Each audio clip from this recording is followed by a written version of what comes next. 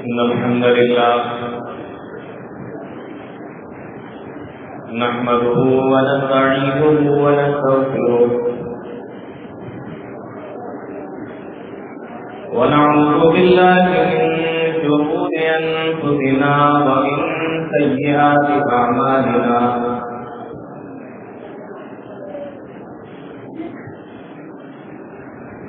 من يهده الله فلا مضل له ومن يضلل فلا هادي له وأشهد أن لا إله إلا الله وحده لا شريك له وأشهد أن محمدا عبده ورسوله يا أيها الذين آمنوا اتقوا الله حق تقاته ولا تموتن إلا وأنتم مسلمون يا أيها الناس اتقوا ربكم الذي خلقكم من نفس واحدة وخلق منها زوجها وبث منهما رجالا كثيرا ونساء واتقوا الله الذي تساءلون به والأرحام إن الله كان عليكم رقيبا يا أيها الذين آمنوا اتقوا الله وقولوا قولا سديدا يصلح لكم أعمالكم ويغفر لكم ذنوبكم ومن يطع الله ورسوله فقد فاز فوزا عظيما أما بعد فإن خير الحديث كتاب الله وخير الهدى هدى محمد صلى الله عليه وسلم وشر الأمور محدثاتها وكل محدثة بدعة وكل بدعة ضلالة وكل ضلالة في النار. أعوذ بالله السميع العليم من الشيطان الرجيم. بسم الله الرحمن الرحيم. ورفعنا لك ذكرك.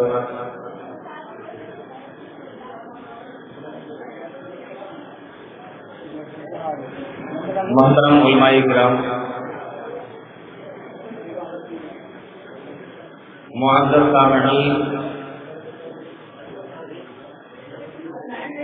نوجوان ساتھیوں،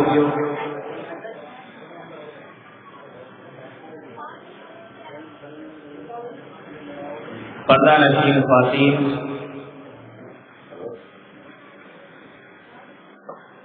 اور پیارے بچوں، حکم ہوا ہے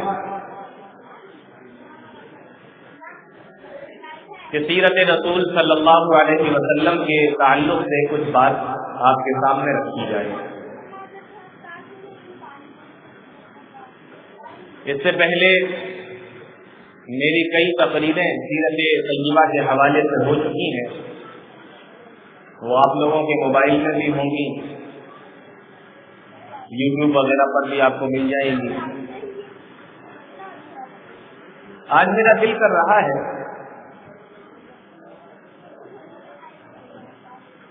اللہ رب العالمین نے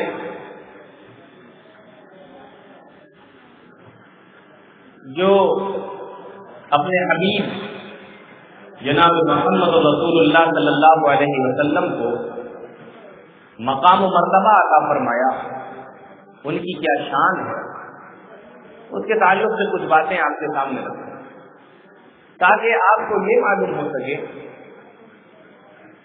کہ اللہ رب العالمین نے ہمارے اور آپ کے نبی جناب محمد رسول اللہ صلی اللہ علیہ وسلم کو کیا شان عطا فرمائی۔ آج دنیا کے اندر دیکھیں، بہت سے لوگ اسلام کی مخالف ہیں، قرآن و حدیث کے مخالف ہیں، جناب محمد رسول اللہ صلی اللہ علیہ وسلم کی شان میں بے ادبی اور گستاخیاں کرتے ہیں، کہیں ان کے خلاف کچھ لکھا جا رہا ہے، کہیں ان کے خلاف کچھ دکھایا جا رہا ہے، کہیں کارٹون بنا کر پیش کیا جا رہا ہے، یہ سب کچھ چلتا رہتا ہے۔ لیکن ان تمام چیزوں سے ہمارے نبی جناب محمد رسول اللہ صلی اللہ علیہ وسلم کی ذات گرامی پر ذرہ برابر بھی فرق پڑنے والا ہے۔ فرق اس کو پڑتا ہے جس کی عزت کو ہم اور آپ بڑھانے کی کوشش کریں، ہم اور آپ اس کو کوئی مرتبہ اور مقام دینے کی کوشش کریں، اسے کوئی فرق نہیں پڑتا جس کو اللہ بڑھانے کی کوشش کرے اور اللہ رب العالمین بڑھا رہا ہے۔ جس کو اللہ مقام دے رہا ہو اس کی لاکھ مخالفت ہو لیکن اس کے مقام و مرتبے کو کوئی کم کر ہی نہیں سکتا۔ اور اللہ رب العالمین اپنے نبی جناب محمد رسول اللہ صلی اللہ علیہ وسلم سے قرآن کریم کے اندر کہہ رہا ہے وَرَفَعْنَا لَكَ ذِكْرَكَ وَرَفَعْنَا لَكَ ذِكْرَكَ، اے نبی ہم نے آپ کے مرتبے کو بڑھا دیا، ہم نے آپ کے مقام کو بڑھا دیا۔ اب جس کے مقام کو اللہ نے بڑھا دیا ہو، جس کے مرتبے کو اللہ نے بڑھا دیا ہو، اس کے مقام کو کون کم کر سکتا ہے؟ اس کے مقام کو، اس کے مرتبے کو کون کم کر سکتا ہے؟ وَرَفَعْنَا لَكَ ذِكْرَكَ، اے نبی آپ کا جو مقام و مرتبہ ہے وہ دنیا والوں نے نہیں بڑھایا، آپ کا جو مقام و مرتبہ ہے وہ دنیا کے لوگوں نے نہیں بڑھایا، بلکہ میں آپ کے مقام کو بلند کر رہا ہوں، میں آپ کے مقام کو بڑھا رہا ہوں، میں آپ کے مرتبے کو بڑھا رہا ہوں۔ وَرَفَعْنَا لَكَ ذِكْرَكَ، جس کے مقام کو اللہ نے بڑھا دیا کوئی اس کو کم کر ہی نہیں سکتا۔ لوگ چاہے کتنی مخالفت کریں، گستاخیاں کریں، بے ادبیاں کریں، لیکن کوئی فرق نہیں پڑتا جناب محمد رسول اللہ صلی اللہ علیہ وسلم کی ذات گرامی پر، کیونکہ مقام و مرتبے کو اللہ نے بڑھایا۔ اور کیسے بڑھایا؟ ایک عربی شاعر نے کہا ضم الالہ اسم النبی مع اسمہ اذا قال فی الخمس المؤذن اشہد، ضم الالہ اسم النبی مع اسمہ، اے نبی اللہ نے آپ کے نام کو اپنے نام کے ساتھ میں ملا لیا ہے۔ ضم الالہ اسم النبی مع اسمہ، اللہ نے اپنے نام کے ساتھ میں آپ کے نام کو ملا لیا۔ کیوں؟ اس لیے کہ جب ہم کلمہ پڑھتے ہیں، اگر کوئی آدمی لاکھ پڑھتا رہے لا الہ الا اللہ لا الہ الا اللہ، لیکن اگر اس کے بعد میں محمد رسول اللہ نہیں پڑھتا، اسلام میں داخل نہیں ہو سکتا، اسلام کے اس کا کوئی اعتبار ہی نہیں کیا جائے گا، اس کے مسلمان ہونے کا کوئی اعتبار نہیں کیا جائے گا، اس کے ایمان کا کوئی اعتبار نہیں کیا جائے گا، اس لیے کہ وہ لا الہ الا اللہ تو کہتا ہے لیکن محمد رسول اللہ نہیں کہتا۔ اگر اس کو مسلمان بننا ہے، اسلام والا بننا ہے، اگر ایمان والا بننا ہے تو لا الہ الا اللہ کے ساتھ میں محمد رسول اللہ کا بھی اقرار کرنا پڑے گا۔ ضم الالہ اسم النبی مع اسمہ، اے نبی اللہ نے تو اپنے نام کے ساتھ میں آپ کے نام کو ملا لیا، تو ورفعنا لک ذکرک، اے نبی ہم نے تیرے مرتبے کو بڑھا دیا، اے نبی ہم نے تیرے مقام و مرتبے کو بڑھایا ہے۔ مسلمان نہیں ہو سکتے جب تک کہ لا الہ الا اللہ کے ساتھ محمد رسول اللہ نہیں پڑھ لیں۔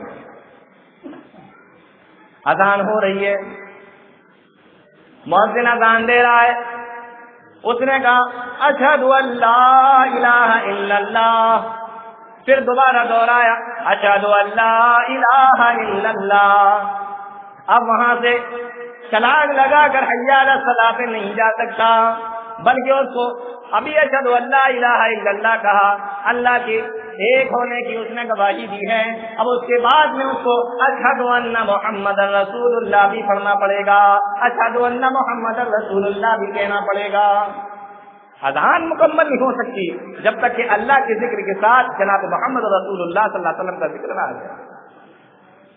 اور اگر کسی نے اذان میں اللہ کی توحید کی تو گواہی دے دی، اقرار کر لیا، اور ان کلموں کو چھوڑ دیا، ان جملوں کو چھوڑ دیا، بڑے لوگوں کی بات تو چھوڑیے، چھوٹا سا بچہ بھی کہے گا اذان غلط ہو گئی ہے، اس کو صحیح مانا ہی نہیں جائے گا۔ کیوں؟ اس لیے کہ نبی کا نام اور نبی کا ذکر اذان میں چھوٹ گیا، تو اللہ نے اپنے نام کے ساتھ نبی کے نام کو ملا لیا۔ ادھر اذان ہوئی، مؤذن نے اشہد ان لا الہ الا اللہ بھی کہا، اشہد ان محمد رسول اللہ بھی کہا۔ اب جماعت کا وقت ہو گیا، امام صاحب مصلی پہ جا کر کھڑے ہو گئے اور پیچھے سے مؤذن صاحب بھی کھڑے ہیں۔ اب ان کو اقامت کہنا ہے، اب ان کو تکبیر پڑھنا ہے، ان کو اقامت کہنا ہے، اور پھر سے وہی پروسیس دہرانا پڑے گا، وہی کام کرنا پڑے گا، اور اشہد ان لا الہ الا اللہ کے ساتھ میں اشہد ان محمد رسول اللہ کو بھی پڑھنا پڑے گا، تب جا کے اس کی اقامت پوری ہو پائے گی۔ اب اقامت بھی پوری ہو گئی، امام صاحب نے نماز شروع کر دی، اللہ اکبر، اللہ کی بڑائی کرتے ہوئے نیت باندھ لی، اللہ اکبر کہہ دیا اور نیت باندھ کر کھڑے ہو گئے۔ اب اس کے بعد میں کیا ہوتا ہے، پوری نماز امام صاحب پڑھ رہے ہیں، سورہ فاتحہ بھی پڑھ رہے ہیں، اس کے ساتھ میں کسی سورت کو بھی ملا لیا، رکوع میں گئے تو سبحان ربی العظیم، سبحان ربی العظیم، میرا رب پاک ہے، میرا رب بڑی عظمت والا ہے، میرا رب بڑی عظمت والا ہے، پڑھ رہے ہیں، برابر پڑھ رہے ہیں۔ اس کے بعد رکوع سے اٹھے، اللہم ربنا ولک الحمد، یہ بھی پڑھ دیا، سمیع اللہ لمن حمیدہ، ربنا ولک الحمد، یہ بھی پڑھ دیا۔ اس کے بعد سجدے میں گئے، وہاں پہ جا کر کہہ رہے ہیں سبحان ربی الاعلی، سبحان ربی الاعلی، پوری نماز میں اللہ کی تعریف کرتے رہے، اللہ کی بڑائی بیان کرتے رہے۔ اب التحیات میں بیٹھے ہیں، التحیات بھی پڑھ لی، اشہد ان لا الہ الا اللہ یہ بھی پڑھ لیا۔ اب یہاں پر سلام پھیرنے کی ابھی بندے کو اجازت نہیں ملی، کیوں؟ اس لیے کہ جناب محمد رسول اللہ صلی اللہ علیہ وسلم کے اوپر بھی درود نہیں پڑھا گیا ہے۔ کلمہ پڑھا تو اس میں بھی لا الہ الا اللہ کے ساتھ میں محمد رسول اللہ، اذان ہوئی تو اشہد ان لا الہ الا اللہ کے ساتھ میں اشہد ان محمد رسول اللہ، اقامت کہی جا رہی ہے تو اس میں بھی اشہد ان لا الہ الا اللہ کے ساتھ میں اشہد ان محمد رسول اللہ۔ اب نماز ہو رہی ہے، ابھی سلام پھیرنے کی اجازت نہیں مل رہی ہے، سلام پھیرنے کی اجازت نہیں دی جا رہی۔ اے اللہ، ساری نماز تو میں نے پڑھ لی ہے، جتنی دعائیں تو نے بتائی تھی وہ ساری دعائیں تو پڑھ لی ہیں۔ اللہ کی آواز آتی ہے، او میرے بندے، ابھی تو نے میرے نبی جناب محمد رسول اللہ صلی اللہ علیہ وسلم کے اوپر کلمہ درود نہیں پڑھا ہے، آپ کے اوپر درود تو پڑھ، جب درود پڑھ لے گا تب تیری نماز مکمل ہوگی، تب تجھے سلام پھیرنے کی اجازت ملے گی۔ اب وہ بیٹھا ہوا ہے، درود پڑھ رہا ہے، اللہم صلی علی محمد وعلی آل محمد، یہ پورا درود انک حمید مجید، اللہم بارک علی محمد وعلی آل محمد، یہ بھی پورا درود انک حمید مجید۔ جب تک درود نہیں پڑھتا پوری نماز میں اللہ کی تعریف، اللہ کی تسبیح، اللہ کی بڑائی، اللہ کی تکبیر، لیکن سلام پھیرنے سے پہلے جناب محمد رسول اللہ صلی اللہ علیہ وسلم کے اوپر درود پڑھنا ہی پڑے گا، تب جا کے اس کی نماز کو مکمل مانا جائے گا، ورنہ اس کی نماز کو مکمل بھی نہیں مانا جائے گا۔ تو اللہ نے کیا کہا، وَرَفَعْنَا لَكَ ذِكْرَكَ، اے نبی ہم نے تیرے مقام کو بلند کر دیا۔ شاعر نے کتنی پیاری بات کہی، ذم الالہ اسم النبی ما اسمی، اور آپ ذرا غور کیجئے، اللہ نے اس دنیا کے قانون کو، اس دنیا کے اصول کو، اس دنیا کے سسٹم کو کچھ اس طریقے سے بنایا ہے۔ ہم لوگ یہاں بیٹھے ہوئے ہیں، رات کا وقت ہے، آدھی رات گزرنے والی ہے، ہماری یہاں عشاء کی نماز ہو گئی، اب فجر کی نماز کا وقت کچھ گھنٹے کے بعد میں آ جائے گا، لیکن جیسے جیسے سورج آگے بڑھ رہا ہے وہاں پر نمازوں کا وقت ہوتا چلا جائے گا، جیسے جیسے پچھم کی طرف سورج جائے گا وہاں نمازوں کا وقت ہوتا چلا جائے گا، کہیں پر فجر کی نماز کا وقت ہوگا، کہیں پر ظہر کی نماز کا وقت ہوگا، کہیں پر عصر کی نماز کا وقت ہوگا۔ اب یہ سورج جیسے جیسے آگے جائے گا اسی طریقے سے نمازوں کا وقت ہوتا چلا جائے گا، اور دنیا اور سائنس نے اس بات کو، اور دنیا کے لوگوں نے اس بات کو ثابت کیا ہے کہ 1 منٹ تو چھوڑو، 1 سیکنڈ بھی ایسا نہیں گزرتا کہ دنیا کے کسی کونے میں اذان نہ ہو رہی ہو، دنیا کے کسی کونے میں اذان نہ دی جا رہی ہو، 1 سیکنڈ بھی ایسا نہیں گزرتا۔ اب ذرا غور کیجیے کہ 1 سیکنڈ بھی ایسا نہیں گزرتا جس میں اشہد ان لا الہ الا اللہ کے ساتھ میں اشہد ان محمد رسول اللہ نہ کہا جا رہا ہو۔ تو یہ ہے جناب محمد رسول اللہ صلی اللہ علیہ وسلم کا مقام کہ پوری دنیا کے اندر ایک سیکنڈ بھی ایسا نہیں گزر رہا ہے جس میں ہمارے نبی کا نام نہ لیا جا رہا ہے، جناب محمد رسول اللہ صلی اللہ علیہ وسلم کا ذکر نہ کیا جا رہا ہے۔ وَرَفَعْنَا لَكَ ذِكْرَكَ، اللہ نے مقام بڑھایا، اللہ نے مرتبہ بڑھایا ہے جناب محمد رسول اللہ صلی اللہ علیہ وسلم۔ اور کیا مقام ہے، کیا مرتبہ ہے۔ حضرت ابراہیم علیہ السلام خانہ کعبہ بنا رہے ہیں، تعمیر ہو رہی ہے کعبے کی، دنیا کے اندر اللہ کی عبادت کے لیے پہلا گھر بنایا جا رہا ہے، کوئی گھر ہے ہی نہیں اللہ کی عبادت کے لیے۔ آج تو آپ کے یہاں مسجدیں ہیں نا، 1 2 4 10 15 20 جتنی بھی ہیں، ایک ایک گاؤں کے اندر، قصبے کے اندر 5 10 15 مسجدیں آپ کو مل جائیں گی۔ ذرا اندازہ کرو ایسے وقت کے بارے میں جب پوری دنیا کے اندر ایک بھی مسجد نہ ہو، پوری دنیا کے اندر اللہ کی عبادت کے لیے ایک بھی گھر نہ ہو، اور اس وقت گھر بنایا جا رہا ہے۔ اور بنانے والے کون؟ حضرت ابراہیم علیہ السلام اور ان کے بیٹے حضرت اسماعیل علیہ السلام۔ کتنی اچھی بات، مسجد بنانا اچھی بات ہے کہ نہیں؟ اللہ کے گھر کو تعمیر کرنا اچھی بات ہے کہ نہیں؟ اور گھر بھی ایسا جو سب سے پہلا ہے دنیا کے اندر، اس سے پہلے گھر بنا ہی نہیں کوئی اللہ کی عبادت کے لیے، اب وہ گھر بنایا جا رہا ہے، اور اس نیک کام کو کرتے ہوئے دعا مانگی جا رہی ہے۔ حضرت ابراہیم علیہ السلام دعا کر رہے ہیں، کئی دعائیں مانگی، اس میں سے ایک دعا یہ بھی تھی، ربنا وَبَعَثْ فِيهِمْ رَسُولًا مِّنْهُمْ يَتْلُو عَلَيْهِمْ آيَاتِكَ، اے اللہ، اے ہمارے پروردگار، وَبَعَثْ فِيهِمْ رَسُولًا مِّنْهُمْ، اے اللہ جس نبی کو تو دنیا کے اندر بھیجنے والا ہے، یعنی جناب محمد رسول اللہ صلی اللہ علیہ وسلم کو، اے اللہ، اے میرے پروردگار، اس کو تو میری اولاد میں بھیج، اے اللہ تو اس کو میری اولاد میں بھیجنا، یتلو علیہم آیاتک، وہ نبی جب دنیا کے اندر آ جائے گا، وہ نبی جب دنیا کے اندر تشریف لے آئیں گے، یتلو علیہم آیاتک، وہ تیری آیتوں کو پڑھ کر سنائیں گے، وَيُعَلِّمُهُمُ الْكِتَابَ وَالْحِکْمَةَ، اور تیری کتاب کی باتیں سکھائیں گے، حکمت کی باتیں سکھائیں گے، وَيُزَكِّيهِمْ، اور لوگوں کو پاک کریں گے، ان کو شرک سے نکالیں گے، بدعت سے نکالیں گے، گناہوں سے دلدل سے باہر نکالیں گے۔ آپ غور کریں، حضرت ابراہیم علیہ السلام اتنا نیک کام کر رہے ہیں، اور وہاں پر جناب محمد رسول اللہ صلی اللہ علیہ وسلم کے لیے دعا کر رہے ہیں کہ اللہ اتنے بڑے مقام و مرتبے والا جو نبی اس دنیا کے اندر آنے والا ہے، جو سب سے آخر میں تشریف لائیں گے، اتنے بڑے مقام و مرتبے والے ہیں، اے میرے پروردگار تم میری یہ دعا قبول کر لے اور ان کو میری اولاد میں بھیج دے، تاکہ میرا بھی مقام بڑھ جائے کہ میری اولاد میں آئے، میرے خاندان میں آئے۔ ابراہیم علیہ السلام دعا کرتے، آپ غور کیجیے، عیسیٰ علیہ السلام کا زمانہ ہے، حضرت عیسیٰ علیہ السلام بنی اسرائیل کو سمجھا رہے ہیں، لوگوں کو بتا رہے ہیں، اللہ نے ان کے الفاظ کو قرآن کے اندر جمع فرمایا، نقل کیا ہے۔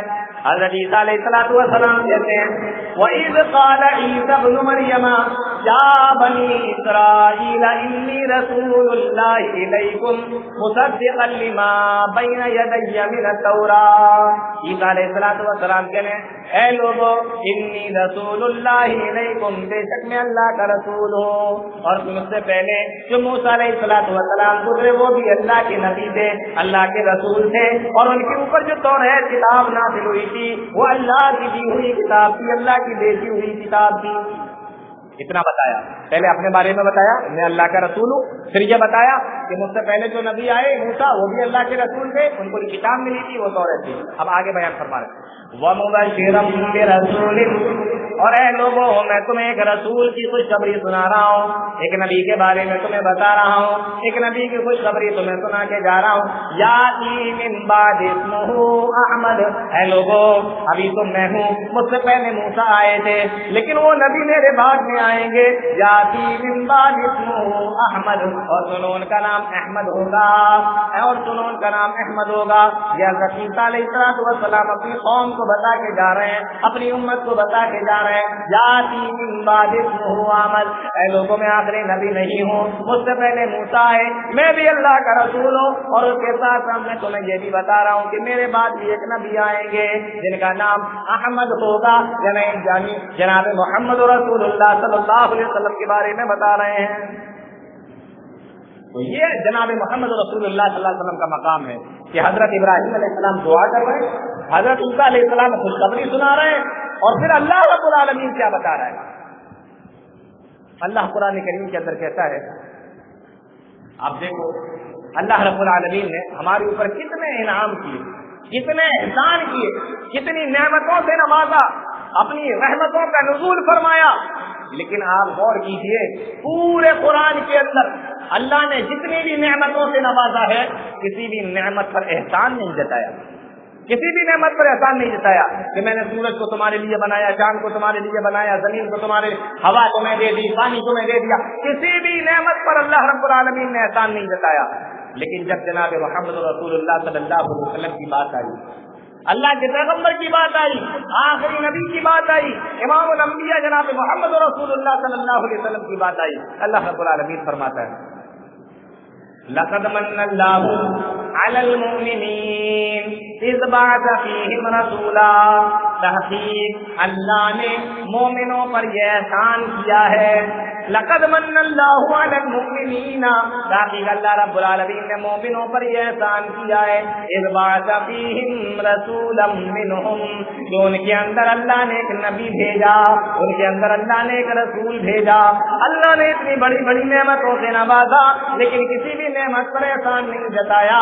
लेकिन जब जनाब मोहम्मद रसूलुल्लाह सल्लल्लाहु अलैहि वसल्लम को इस दुनिया के अंदर भेजा, हमारे और आपके लिए नबी और रसूल बनाकर भेजा, तो अल्लाह रब्बुल आलमीन ने अपनी इस नेमत पर एहसान जताया और फरमाया, लक़द मन्नल्लाहु अलल मुमिनीना, ऐ मोमिनो, ऐ मुसलमानों, ऐ दुनिया के लोगों, अब सबसे बड़ी नेमत तुम्हें दी जा रही है, अब सबसे बड़ी मेरी रहमत तुम्हारे पास में आ रही है, अब सबसे बड़ी नेमत तुम्हें दी जा रही है। लक़द मन्नल्लाहु, इसलिए अब मैं तुम्हारे ऊपर एहसान भी जता रहा हूँ कि देखो मैंने तुम्हारे अंदर जनाब मोहम्मद रसूलुल्लाह सल्लल्लाहु अलैहि वसल्लम को भेज दिया। तो ये प्यारे नबी का मकाम है, ये उनकी शान है। अल्लाह फरमाता है, वरफ़अना लका ज़िक्रक, जिसके मकाम को अल्लाह रब्बुल आलमीन बढ़ा दे, जिसके मर्तबे को अल्लाह रब्बुल आलमीन बढ़ा दे, उसे कौन कम कर सकता है। और जनाब मोहम्मद रसूलुल्लाह सल्लल्लाहु अलैहि वसल्लम की जिंदगी देखें, जब पैदाइश हुई, जब विलादत हुई, बाप का साया, वालिद का साया अंदर से उड़ चुका है।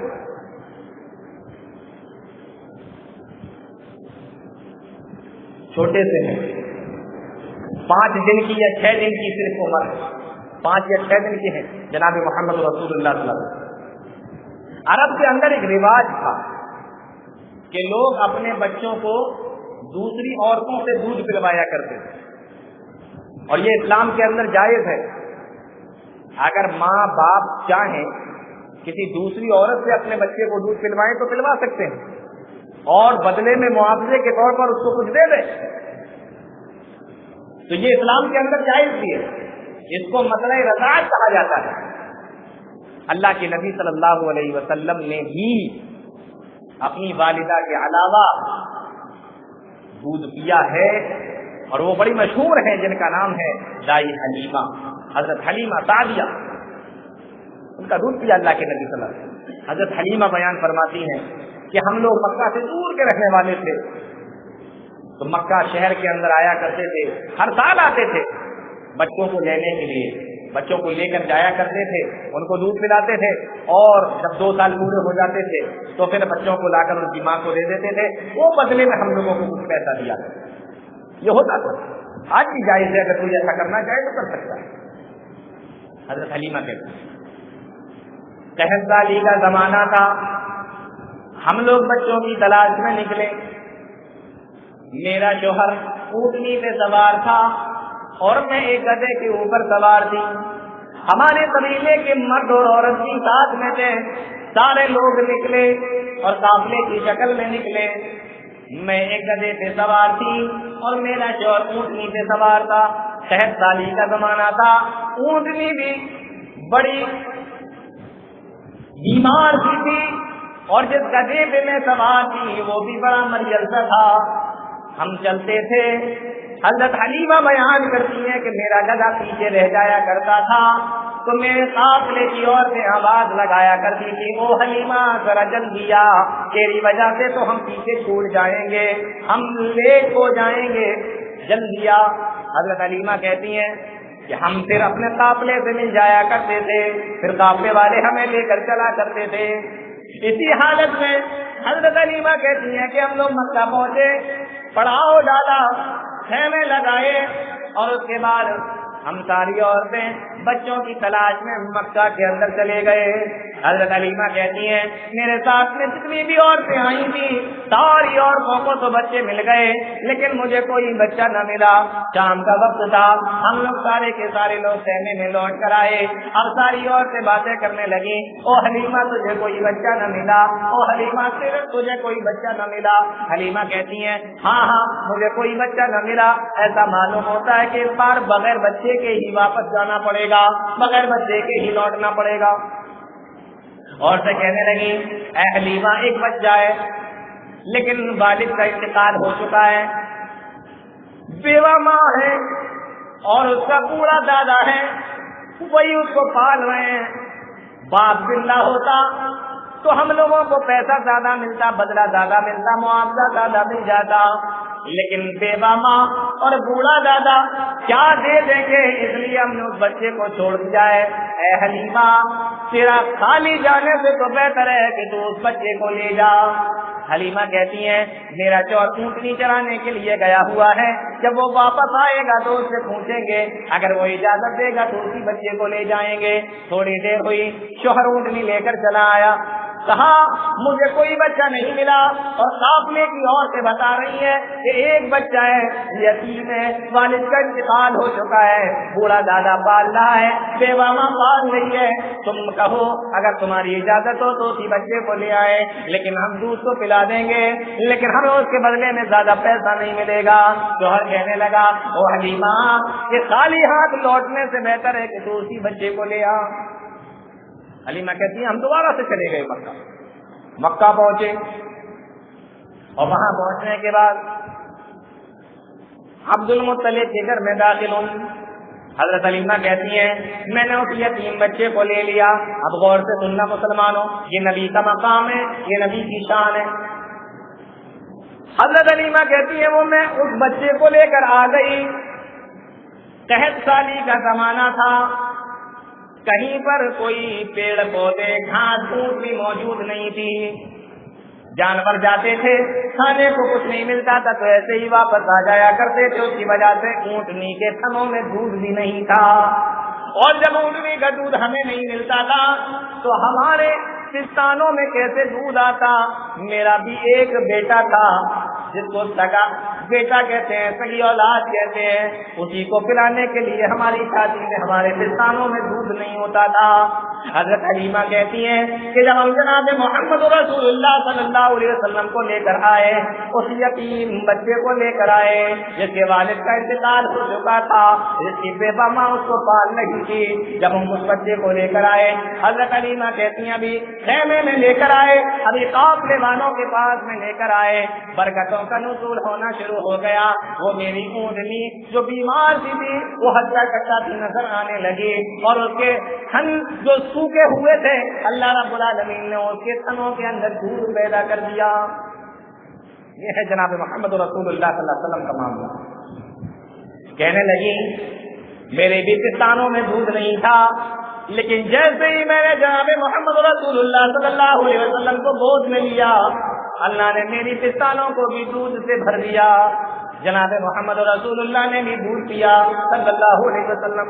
اور جو حضرت حلیمہ کا سگا بیٹا تھا چھوٹا سا تھا, اس نے بھی دودھ پیا. حضرت حلیمہ کہتی ہیں اب ہم وہاں سے جب چلنے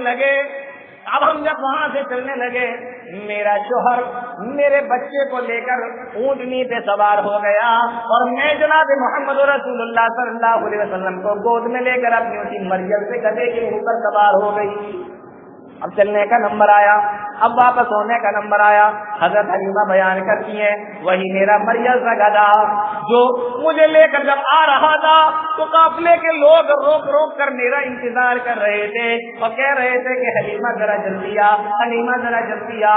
لیکن اب معاملہ یہ ہے کہ جب میں جناب محمد رسول اللہ صلی اللہ علیہ وسلم کو اپنی گود میں لے کر اسی منزل سے گدھے پر بیٹھی، وہ گدھا تو ہوا سے باتیں کرنے لگا، قافلے والے پیچھے چھوٹ گئے، گدھا ہے کہ توڑا چلا جا رہا ہے، بھاگا چلا جا رہا ہے۔ اب یہ قافلے والے چلا رہے ہیں او حلیمہ رک جا، او حلیمہ رک جا، کون سے گدھے پہ سوار ہے، کون سی سواری کو لے کر آئی ہے، کون سی سواری کو لے کر آئی ہے؟ ارے کہیے وہی تیرا جانور ہے، وہی یہ تیرا جانور ہے۔ جب آئی تھی تو یہ رک رک کر چل رہا تھا، بڑے دھیمے دھیمے قدموں کے ساتھ میں چل رہا تھا، اب تو ہواؤں سے باتیں کر رہا ہے، یا وہی جانور ہے، یہ تو نے سواری کو بدل دیا ہے۔ حضرت حلیمہ کہتی ہے نہیں نہیں، میں نے سواری کو نہیں بدلا ہے بلکہ میں نے سوار کو بدل دیا ہے۔ جب میں وہاں سے آ رہی تھی تو اپنے بچے کو گود میں لے کر بیٹھی تھی، اب جب میں یہاں سے جا رہی ہوں تو جناب محمد رسول اللہ صلی اللہ علیہ وسلم کو گود میں لے کر جا رہی ہوں، سواری تو وہی ہے، سوار بدل گیا ہے۔ سوار کے بدلنے سے اللہ رب العالمین نے برکتوں کا نزول شروع کر دیا ہے۔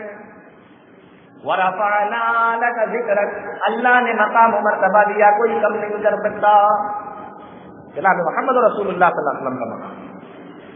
حضرت حلیمہ کہتی ہیں ہم اپنے قبیلے میں پہنچے، قبیلہ بنو سعد کی رہنے والی تھی، اپنے قبیلے میں پہنچے، دہشت کا زمانہ تھا، ہمارے جانور بھی چرنے کے لیے جایا کرتے تھے، دوسرے لوگوں کے جانور بھی چرنے کے لیے جایا کرتے تھے۔ ہمارے جانور جب شام کو گھر واپس آتے تھنوں میں دودھ ہوتا، اور جب دوسرے لوگوں کے جانور واپس آتے تو ان کے تھنوں میں دودھ نہیں ہوتا۔ لوگ پریشان ہیں کہ حلیمہ کے جانور کہاں چرنے کے لیے جا رہے ہیں، حلیمہ کے جانور کہاں پہ چرنے کے لیے جاتے ہیں کہ ان کے تھنوں میں دودھ ہوتا ہے جب یہ واپس آتے ہیں، اور ہمارے جانور کہاں جاتے ہیں کہ ان کے تھنوں میں دودھ ہی نہیں ہوتا۔ اب وہ میرے قبیلے کے لوگ اپنے چرواہوں سے کہنے لگے ارے او کم بختو، تم اپنے جانوروں کو لے کر کہاں گھومتے رہتے ہو، اس جگہ پہ لے کر کیوں نہیں جاتے جہاں حلیمہ کے جانور جاتے ہیں، جہاں حلیمہ کے جانور چر کر آتے ہیں۔ لیکن انہیں کیا معلوم ہے کہ یہ جگہ کی برکت نہیں ہے بلکہ جناب محمد رسول اللہ کی برکت ہے۔ او حلیمہ تیرے گھر میں تو جناب محمد رسول اللہ ہے، اس لیے تیرے جانور تو دودھ سے بھر کے لوٹ رہے ہیں، ان کے گھر میں تو نہیں ہے، ان کے جانور کیسے دودھ سے بھر کر لوٹیں گے؟ اندازہ کرو وہ مقام جناب محمد رسول اللہ صلی اللہ علیہ وسلم کا ہے۔ اللہ فرماتا ہے وَرَفَعْنَا لَكَ ذِكْرَكَ، اے نبی ہم نے آپ کے مقام کو بلند کر دیا ہے۔ آج دنیا کتنی مخالفت کرتی، کتنے عیب نکال لے، کیسے ہی کارٹون بنا بنا کر دنیا والوں کے سامنے پیش کرے۔ ابھی کارٹون کی بات نہیں، اب تو فلموں پر بھی بات آ رہی، جناب محمد رسول اللہ صلی اللہ علیہ وسلم کے خلاف فلمیں بنائی جا رہی ہیں اور اس کو نشر کیا جا رہا ہے۔ پیارے نبی صلی اللہ علیہ وسلم کی جو ایک چھوی ہے اس کو خراب کرنے کی کوشش کی جا رہی ہے۔ آئیے اور آگے دیکھیے اللہ نے کیا مقام دیا ہے جناب محمد رسول اللہ صلی اللہ علیہ وسلم۔ قرآن کریم کی ایک آیت کے حوالے سے سنو مسلمانوں، صحابہ کرام اللہ کے نبی جناب محمد رسول اللہ صلی اللہ علیہ وسلم کے پاس میں آتے تھے، آپ ان کو سمجھایا کرتے تھے، قرآن کی آیتیں بتاتے، اس کا مطلب بتاتے، حدیثیں بتاتے۔ کبھی کبھی ایسا ہوتا کہ اللہ کے نبی صلی اللہ علیہ وسلم سمجھا دیتے لیکن صحابہ کرام کی سمجھ میں نہیں آ پاتا۔ ہو جاتا ہے نا، ضروری تو نہیں کہ میں آپ کو جتنی باتیں بتا رہا ہوں آپ ساری باتیں سمجھ جائیں، یا میں جتنی باتیں آپ کو بتا رہا ہوں آپ ایک ہی بار میں سمجھ جائیں ساری باتیں، کوئی ضروری نہیں۔ انسان کی عقلیں الگ الگ ہیں، کسی کی عقل، کوئی انسان اور ذہین ہے جلدی سمجھ جاتا ہے، کوئی متوسط درجے کا ہے آرام سے سمجھاؤ سمجھ جاتا ہے، اور کوئی ایسا ہے تو اس کو کئی بار سمجھاؤ تب اس کی سمجھ میں آتا ہے۔ تو ایسے صحابہ کرام بھی تھے، تو کبھی کبھی صحابہ کرام کی سمجھ میں نہیں آتا تھا۔ اللہ کے نبی صلی اللہ علیہ وسلم سے سوال کرتے تھے، اے اللہ کے نبی رائنا، عربی میں رائنا کا مطلب ہوتا ہے اے اللہ کے نبی ہماری رہنمائی فرمائیے۔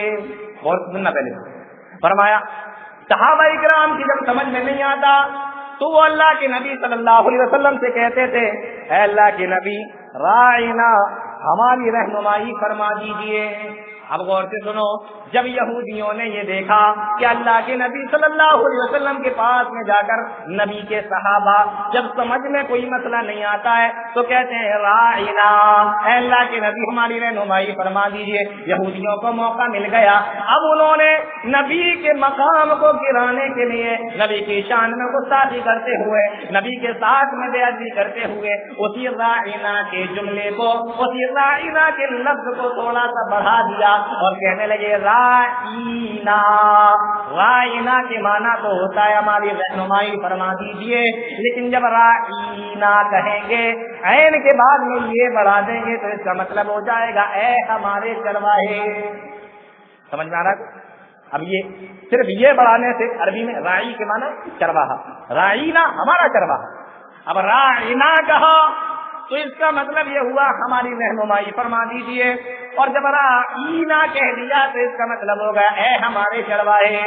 اب یہودیوں کو موقع مل گیا، صحابہ کرام تو رائنا کہتے لیکن اس رائنا کی آڑ میں یہودی رائنا کہنے لگے۔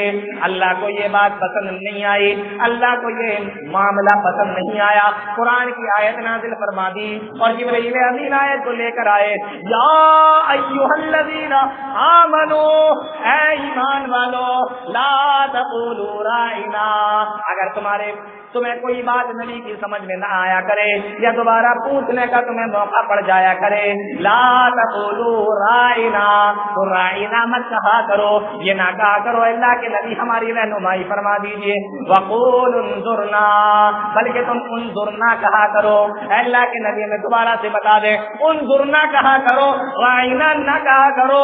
تم تو رائنا کہتے ہو لیکن تمہاری آڑ میں یہودی میرے نبی جناب محمد رسول اللہ صلی اللہ علیہ وسلم کو رائنا کہتے ہیں، مجھے یہ بات پسند نہیں ہے، اس لیے تم رائنا کہنا بھی بند کر دو بلکہ انظرنا کہا کرو۔ یہ ہے جناب محمد رسول اللہ صلی اللہ علیہ وسلم کا مقصد۔ یہ صحابہ کرام تو رائنا کہتے ہیں لیکن اس رائنا کی آڑ میں یہودی رائنا کہتے ہیں، تو اللہ نے صحابہ کو یہ لفظ بولنے سے ہی منع کر دیا کہ رائنا نہ کہو، انظرنا کہو، تاکہ یہودیوں کو رائنا کہنے کا موقع نہ مل جائے۔ اور آگے فرمایا واسمعوا، جب نبی بتایا کرے تو غور سے سنائیے۔ اور دیکھیے نبی کے مقام کو ایک آیت اور لیجیے، اللہ رب العالمین نے حضرت آدم علیہ السلام کی پیٹھ پہ ہاتھ پھیرا، قیامت تک جتنے بھی لوگ آنے والے تھے وہ سارے کے سارے اللہ کے سامنے آ گئے۔ حضرت آدم علیہ السلام کی پیٹھ پہ ہاتھ پھیرا اور سارے کے سارے لوگ اللہ کے سامنے آ گئے۔ قیامت تک جتنے بھی لوگ آنے والے تھے اللہ نے ان میں سے نبیوں کو الگ کر دیا، رسولوں کو الگ کر دیا، باقی سارے لوگ ایک طرف کھڑے ہوئے ہیں، نبی الگ ہیں، رسول الگ ہیں۔ اب اللہ رب العالمین ان تمام لوگوں سے تو کہتا ہے اے لوگوں الست بربکم، بتاؤ کیا میں تمہارا رب نہیں ہوں؟ تو سارے لوگوں نے وہاں پر اقرار کیا تھا، قالوا بلا شہدنا، اے ہمارے پروردگار ہم گواہی دیتے ہیں کہ تو ہمارا رب ہے۔ یہ ہم وہاں اقرار کر کے آئے، اللہ سے کہہ کر آئے ہیں، اب یہاں آ کر اگر نہیں مانتے ہیں، اس کے خلاف کام کرتے ہیں یا شرک کرتے ہیں یا اس کے علاوہ اس کے ساتھ کسی کو شریک ٹھہرا لیتے ہیں تو اللہ رب العالمین سوال پوچھے گا۔ تو سب سے سوال کیا کیا میں تمہارا رب نہیں ہوں؟ لیکن وہ جو نبیوں کو الگ کر دیا، وہاں رسولوں کو الگ کر دیا، ان سے ایک بات اور الگ سے کہی، جانتے ہو کیا بات کہی تھی؟ وہ بات سنیے، آپ کو پتہ چلے گا کہ ہم جس نبی کو مانتے ہیں اس کا مقام کتنا بڑا ہے، ہم جس نبی کے ماننے والے ہیں، جس کی امتی ہے، ان نبی کا مقام کتنا بڑا ہے، کتنا مرتبے والے وہ نبی ہیں، آپ کو اندازہ ہوگا۔ اللہ نے جب ان کو الگ کر دیا نبیوں کو، رسولوں کو، تو اللہ نے ان سے سوال کیا۔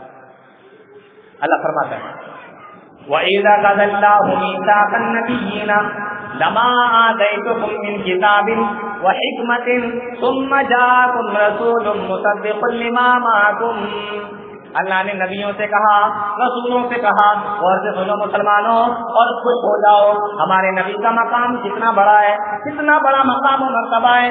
اللہ نے ان تمام نبیوں سے کہا, ان تمام رسولوں سے کہا, اے نبیوں کی جماعت, اے رسولوں کی جماعت, تمہیں اپنے اپنے وقت میں نبی بنا کر بھیجا جائے گا, رسول بنا کر بھیجا جائے گا, تمہیں کتابیں بھی دی جائیں گی, کتابیں بھی ملیں گی, تم سب اپنے اپنے وقت میں نبی بن کر جاؤ گے, اپنے اپنے وقت میں رسول بن کر جاؤ گے. لیکن سنو, ایک ہمارے نبی ایسے نہیں ہے جن کا نام محمد رسول اللہ صلی اللہ علیہ وسلم ہے.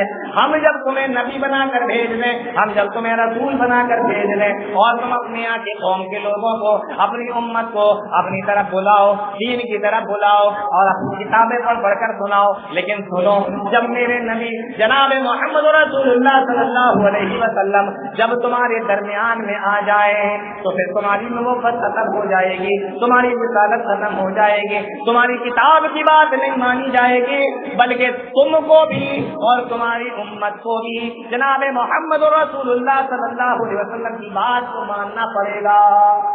غور کرنے کی بات ہے, یہ کتنا بڑا مقام ہے میرے نبی جناب محمد رسول اللہ صلی اللہ علیہ وسلم کا, کہ جب کوئی نبی دنیا کے اندر موجود ہو اور وہ اس کو کتاب بھی دے دی گئی ہو, پھر وہ اپنی امت کو سمجھا رہا ہو, اپنی امت کو اپنی کتاب کی باتیں پڑھ کر بتا رہا ہو, اور ایسے وقت میں اگر جناب محمد رسول اللہ آ جائے تو اس نبی کی نوبت ختم ہو جائے, اس رسول کی رسالت ختم ہو جائے, اس کتاب کا اعلان ہونا بند ہو جائے اور اس کتاب کو پھیلانا بند ہو جائے. اب نبی بتائیں گے, رسول بتائیں گے, محمد رسول اللہ بتائیں گے, اور ان کو جو کتاب دی جائے گی اسی کتاب کو پڑھ کر لوگوں کو سنایا جائے گا. اب اس نبی کی نوبت نہیں چلے گی, اس رسول کی رسالت نہیں چلے گی.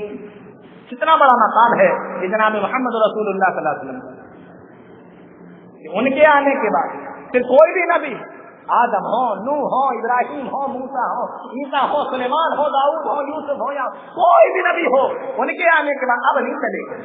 تم جب تک نبی تھے, جب تک رسول تھے, جب تک میرے نبی جناب محمد رسول اللہ صلی اللہ علیہ وسلم نہیں آئے. یہ اللہ کے نبی صلی اللہ علیہ وسلم کا بہت بڑا مقام ہے. مسند دارمی کے اندر ایک حدیث آئی ہے, اس حدیث کو سنو تو اندازہ ہوگا. یوں سمجھ لو کہ وہ اس آیت کی شرح کرتی ہے, تفسیر کرتی ہے وہ حدیث. حضرت عمر بن خطاب کا نام سنا ہے نا؟ ایک مرتبہ ان کو توریت کتاب نہیں, پوری کتاب نہیں, توریت کے کچھ ورق مل گئے, کچھ پیج. مدینہ میں تھے, کسی یہودی سے یا کسی سے بھی کچھ پیج مل گئے. وہ پیج لے کر اللہ کے نبی صلی اللہ علیہ وسلم کے پاس آئے. بنسخۃ من التوراۃ, اللہ کے نبی صلی اللہ علیہ وسلم کے پاس میں پہنچے. اللہ کے نبی, یہ توریت کے کچھ پیج ہیں, کچھ اور آپ ہیں. اللہ کے نبی نے ایک نظر ڈالی, اس کے بعد صحابہ کرام بیٹھے ہوئے پیارے نبی صلی اللہ علیہ وسلم سے باتیں کرنے لگے. حدیث کے الفاظ ہیں, حضرت عمر فاروق رضی اللہ تعالیٰ عنہ بھی وہیں پر بیٹھ گئے. فجعل يقرأ, اور حضرت عمر فاروق رضی اللہ تعالیٰ عنہ توریت کو پڑھنے لگے, اس کے الفاظوں کو پڑھنے لگے, اس کے اوراقوں کو پڑھنے لگے, اس کے پیج کو پڑھنے لگے. اللہ کے نبی صلی اللہ علیہ وسلم کی نگاہ اٹھی اور حضرت عمر فاروق رضی اللہ تعالیٰ عنہ پر پڑھی تو دیکھا عمر توریت کو پڑھ رہے ہیں. حدیث کے الفاظ ہے, فتغیر وجہ رسول اللہ صلی اللہ علیہ وسلم, اللہ کے نبی کا چہرہ غصے سے سرخ ہونے لگا, پیارے نبی کا چہرہ غصے سے بدلنے لگا. اب ابو بکر نے جب یہ دیکھا کہ اللہ کے نبی صلی اللہ علیہ وسلم کو غصہ آ رہا ہے اور عمر ہے کہ پڑھنے میں مشغول ہے, عمر ہے کہ پڑھنے میں مصروف ہے, حضرت ابو بکر نے آواز لگائی, یا عمر ثقلت کا ثوابر ما ترى بوجه رسول اللہ صلی اللہ علیہ وسلم. اے عمر, ارے کیا تو اللہ کے نبی کے چہرے کو نہیں دیکھتا؟ پیارے نبی کا چہرہ بدلتا جا رہا ہے اور پیارے نبی کو غصہ آتا جا رہا ہے, اور تو ہے کہ توریت کو پڑھتا چلا جا رہا ہے. فتغیرا وجہ رسول اللہ صلی اللہ علیہ وسلم.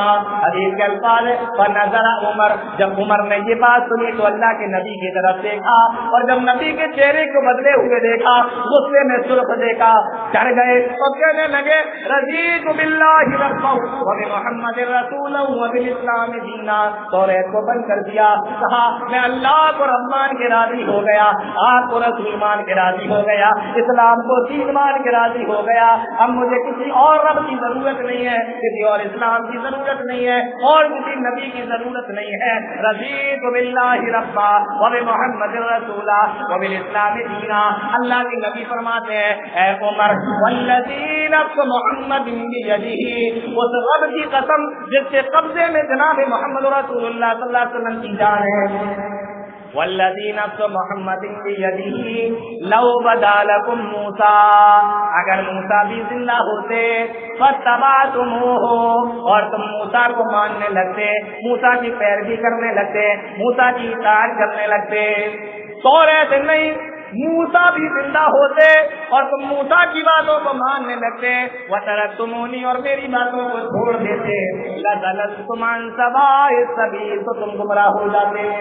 अल्लाहु अकबर। क्या मकाम है नबी का कि नबी की मौजूदगी में अगर मूसा भी आ जाए और लोग ये सोचे कि ये भी अल्लाह के नबी है, ये भी अल्लाह के नबी है, लाओ एक बात मोहम्मद रसूलुल्लाह से ले लेते हैं और दूसरी बात मूसा अलैहिस्सलातु वस्सलाम से ले लेते हैं। प्यारे नबी का फरमान सुनो, अल्लाह के नबी इरशाद फरमाते हैं, फत्तबअतुमूहु, अगर तुम उनकी बात को मानने लगते, वतरक्तुमूनी, और मेरी बात को छोड़ देते, लज़लल्तुम अन सवाइस सबील, तो गुमराह हो जाते। और अल्लाह के नबी ने फरमाया, लौ काना हय्यन, अगर मूसा भी जिंदा हो जाए, और अगर मूसा भी जिंदा होते, वो अदरक नबुव्वती, और मेरा ज़माना पा लेते, तो ऐ उमर तुम्हारी क्या औकात है, तुम्हारा क्या मकाम है। अगर मूसा भी जिंदा होते तो वो भी मेरा ही कलमा पढ़ते, वो भी मेरी ही बात मानते, वो भी मेरी ही ऊपर किताब जो नाज़िल हुई है उसी पर अमल करते, उसी पर ईमान लाते। अल्लाह, सोचने की बात है, कितना बड़ा मकाम है जनाब मोहम्मद रसूलुल्लाह सल्लल्लाहु अलैहि वसल्लम। तो मैंने शुरू में ही आपको बताया था, अल्लाह ने क्या फरमाया, अल्लाह फरमाता है वरफ़अना लका ज़िक्रक, हमने बुलंद किया। बोलने का अंदाज देखिए, अल्लाह कह रहा है हमने बुलंद किया आपके मकाम को, कौन ऐसा कहते हैं। अब जरा गौर कीजिए, अल्लाह के नबी सल्लल्लाहु अलैहि वसल्लम फरमाते हैं, मैं सोया हुआ था, दो फरिश्ते आए, गौर से सुनना, मैं सोया हुआ था, दो फरिश्ते आए और आने के बाद कहने लगे कि ये जो सो रहे हैं इनका वजन करो, वजन, इनको तौलो। अल्लाह के नबी फरमाते हैं, दो फरिश्ते आए, तराजू रख दिया गया, एक तराजू के एक पल्ले में मुझे रख दिया गया, मुझे बिठाया गया, और मेरे मुकाबले में एक दूसरे इंसान को तराजू के दूसरे पल्ले में रख दिया गया। अल्लाह के नबी सल्लल्लाहु अलैहि वसल्लम इरशाद फरमाते हैं, अब तौला जा रहा है, मेरा पल्ला नीचे चला गया, वो जो एक आदमी मेरे मुकाबले में बैठा था वो ऊपर चला गया। अच्छा एक बात बताइए, जो नीचे चला गया वो भारी है या जो ऊपर चला गया वो भारी है? जो नीचे जाएगा वो भारी है ना, मतलब वजन उसके अंदर ज्यादा है, नबी का पल्ला नीचे जा रहा है जी। तो अल्लाह के नबी फरमाते हैं मैं नीचे चला गया। अब वो फरिश्ता कहता है इनके मुकाबले में एक को नहीं दो को रखो, गौर से सुनना, फरमाया इनके मुकाबले में एक को नहीं दो को रखो। अल्लाह के नबी फरमाते हैं एक तरफ में और मेरे मुकाबले में दो लोगों को तराजू के दूसरे पल्ले में रख दिया गया, और फिर जब वजन किया गया तो मेरा पल्ला नीचे चला गया और उन दोनों का पल्ला फिर से ऊपर चला गया। अब वो फरिश्ता कहता है कि इनके मुकाबले में दो नहीं बल्कि इनके मुकाबले में 10 लोगों को रखो और इनका वजन करो। अल्लाह के नबी फरमाते हैं फिर मेरा वजन किया गया तो मेरा पल्ला नीचे चला गया और वो 10 लोग जिस पल्ले में बैठे हुए थे उनका पल्ला ऊपर चला गया। अब वो फरिश्ता कहता है इनके मुकाबले में 10 नहीं बल्कि इनके मुकाबले में 100 लोगों को रख दो। अब अल्लाह के नबी सल्लल्लाहु अलैहि वसल्लम के मुकाबले में 100 लोगों को ला के बिठा दिया गया। फिर जब वजन किया गया तो मेरे नबी का पल्ला नीचे और इन 100 लोगों का पल्ला ऊपर चला गया। वो फरिश्ता कहता है 100 को नहीं 1000 को रखो। अब एक तरफ 1000 लोगों को रखा गया और एक तरफ नबी को बिठाया गया। फिर वजन किया गया तो नबी वाला पल्ला फिर से नीचे चला गया और ये 1000 लोगों का पल्ला ऊपर चला गया।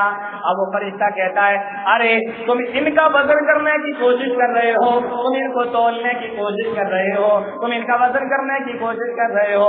इनके मुकाबले में 1 नहीं 2 नहीं 10 نہیں, 100 نہیں, 1000 نہیں, لاکھ نہیں, اگر ان کے مقابلے میں پوری کائنات کو بھی لا کے رکھ دو گے, اگر ترازو کے ایک پلے میں پوری کائنات کو لا کے رکھ دو گے اور ایک پلے میں جناب محمد رسول اللہ صلی اللہ علیہ وسلم کو رکھ دو گے, تب بھی جناب محمد رسول اللہ صلی اللہ علیہ وسلم والا پلہ نیچے جائے گا, کائنات والا پلہ اوپر چلا جائے گا.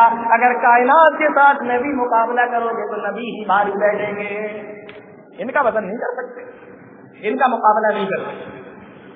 یہ مقام ہے اللہ کے نبی صلی اللہ علیہ وسلم کہ پوری کائنات بھی اگر نبی کے مقابلے میں آ جائے تب بھی نبی ان سے بھاری بیٹھے, تب بھی نبی ان سے بھاری نکلے, ان سے بھاری بیٹھے.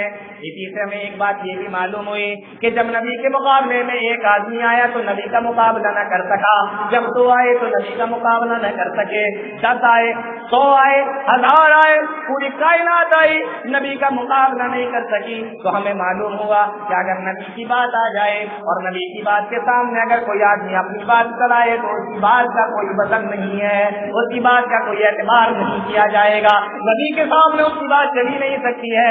اسی طریقے سے اگر نبی نے کوئی بات کہہ دی ہے اور پھر نبی کے مقابلے میں 2 لوگ بھی کھڑے ہو گئے تو ان کی بات کو نہیں مانا جائے گا. اگر نبی نے کوئی بات کہی ہے اور ان کے مقابلے میں 10 لوگ کھڑے ہو گئے تو پھر ان کی بات کو نہیں مانا جائے گا. اگر نبی کے مقابلے میں 100 لوگ بھی آ جائیں تو ان کی بات کو نہیں مانا جائے گا, اگر 1000 بھی آ جائیں تو ان کی بات کو نہیں مانا جائے گا. یہاں تک کہ اگر نبی نے کوئی بات کہہ دی اور نبی کے مقابلے میں پوری کائنات بھی آ جائے تو پوری کائنات کی بات کو ٹھکرا دیا جائے گا, چھوڑ دیا جائے گا, جناب محمد رسول اللہ صلی اللہ علیہ وسلم کی بات کو لے لیا جائے گا. یہ ہے جناب محمد رسول اللہ صلی اللہ علیہ وسلم کا معاملہ. اللہ نے قرآن کریم کے اندر جگہ جگہ پر اپنے آخری نبی, اپنے حبیب جناب محمد رسول اللہ صلی اللہ علیہ وسلم کا بہت مقام و مرتبہ بیان فرمایا. آپ غور کریں, ایک آیت پر ذرا دھیان دیں.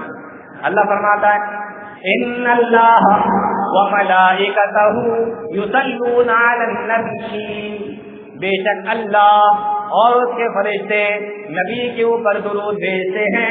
یا ایھا الذین آمنوا صلوا علیہ وسلموا تسلیما, اے ایمان والو تو تم بھی اپنے نبی پر زیادہ سے زیادہ درود اور زیادہ سے زیادہ سلام بھیجا کرو. اس سے ایک بات تو یہ معلوم ہوئی کہ نبی کے اوپر خوب درود اور خوب سلام پڑھنا چاہیے. اور ایک بات اور بتاؤں آپ کو جو شاید آپ نے اس سے پہلے کبھی نہ سنی ہو.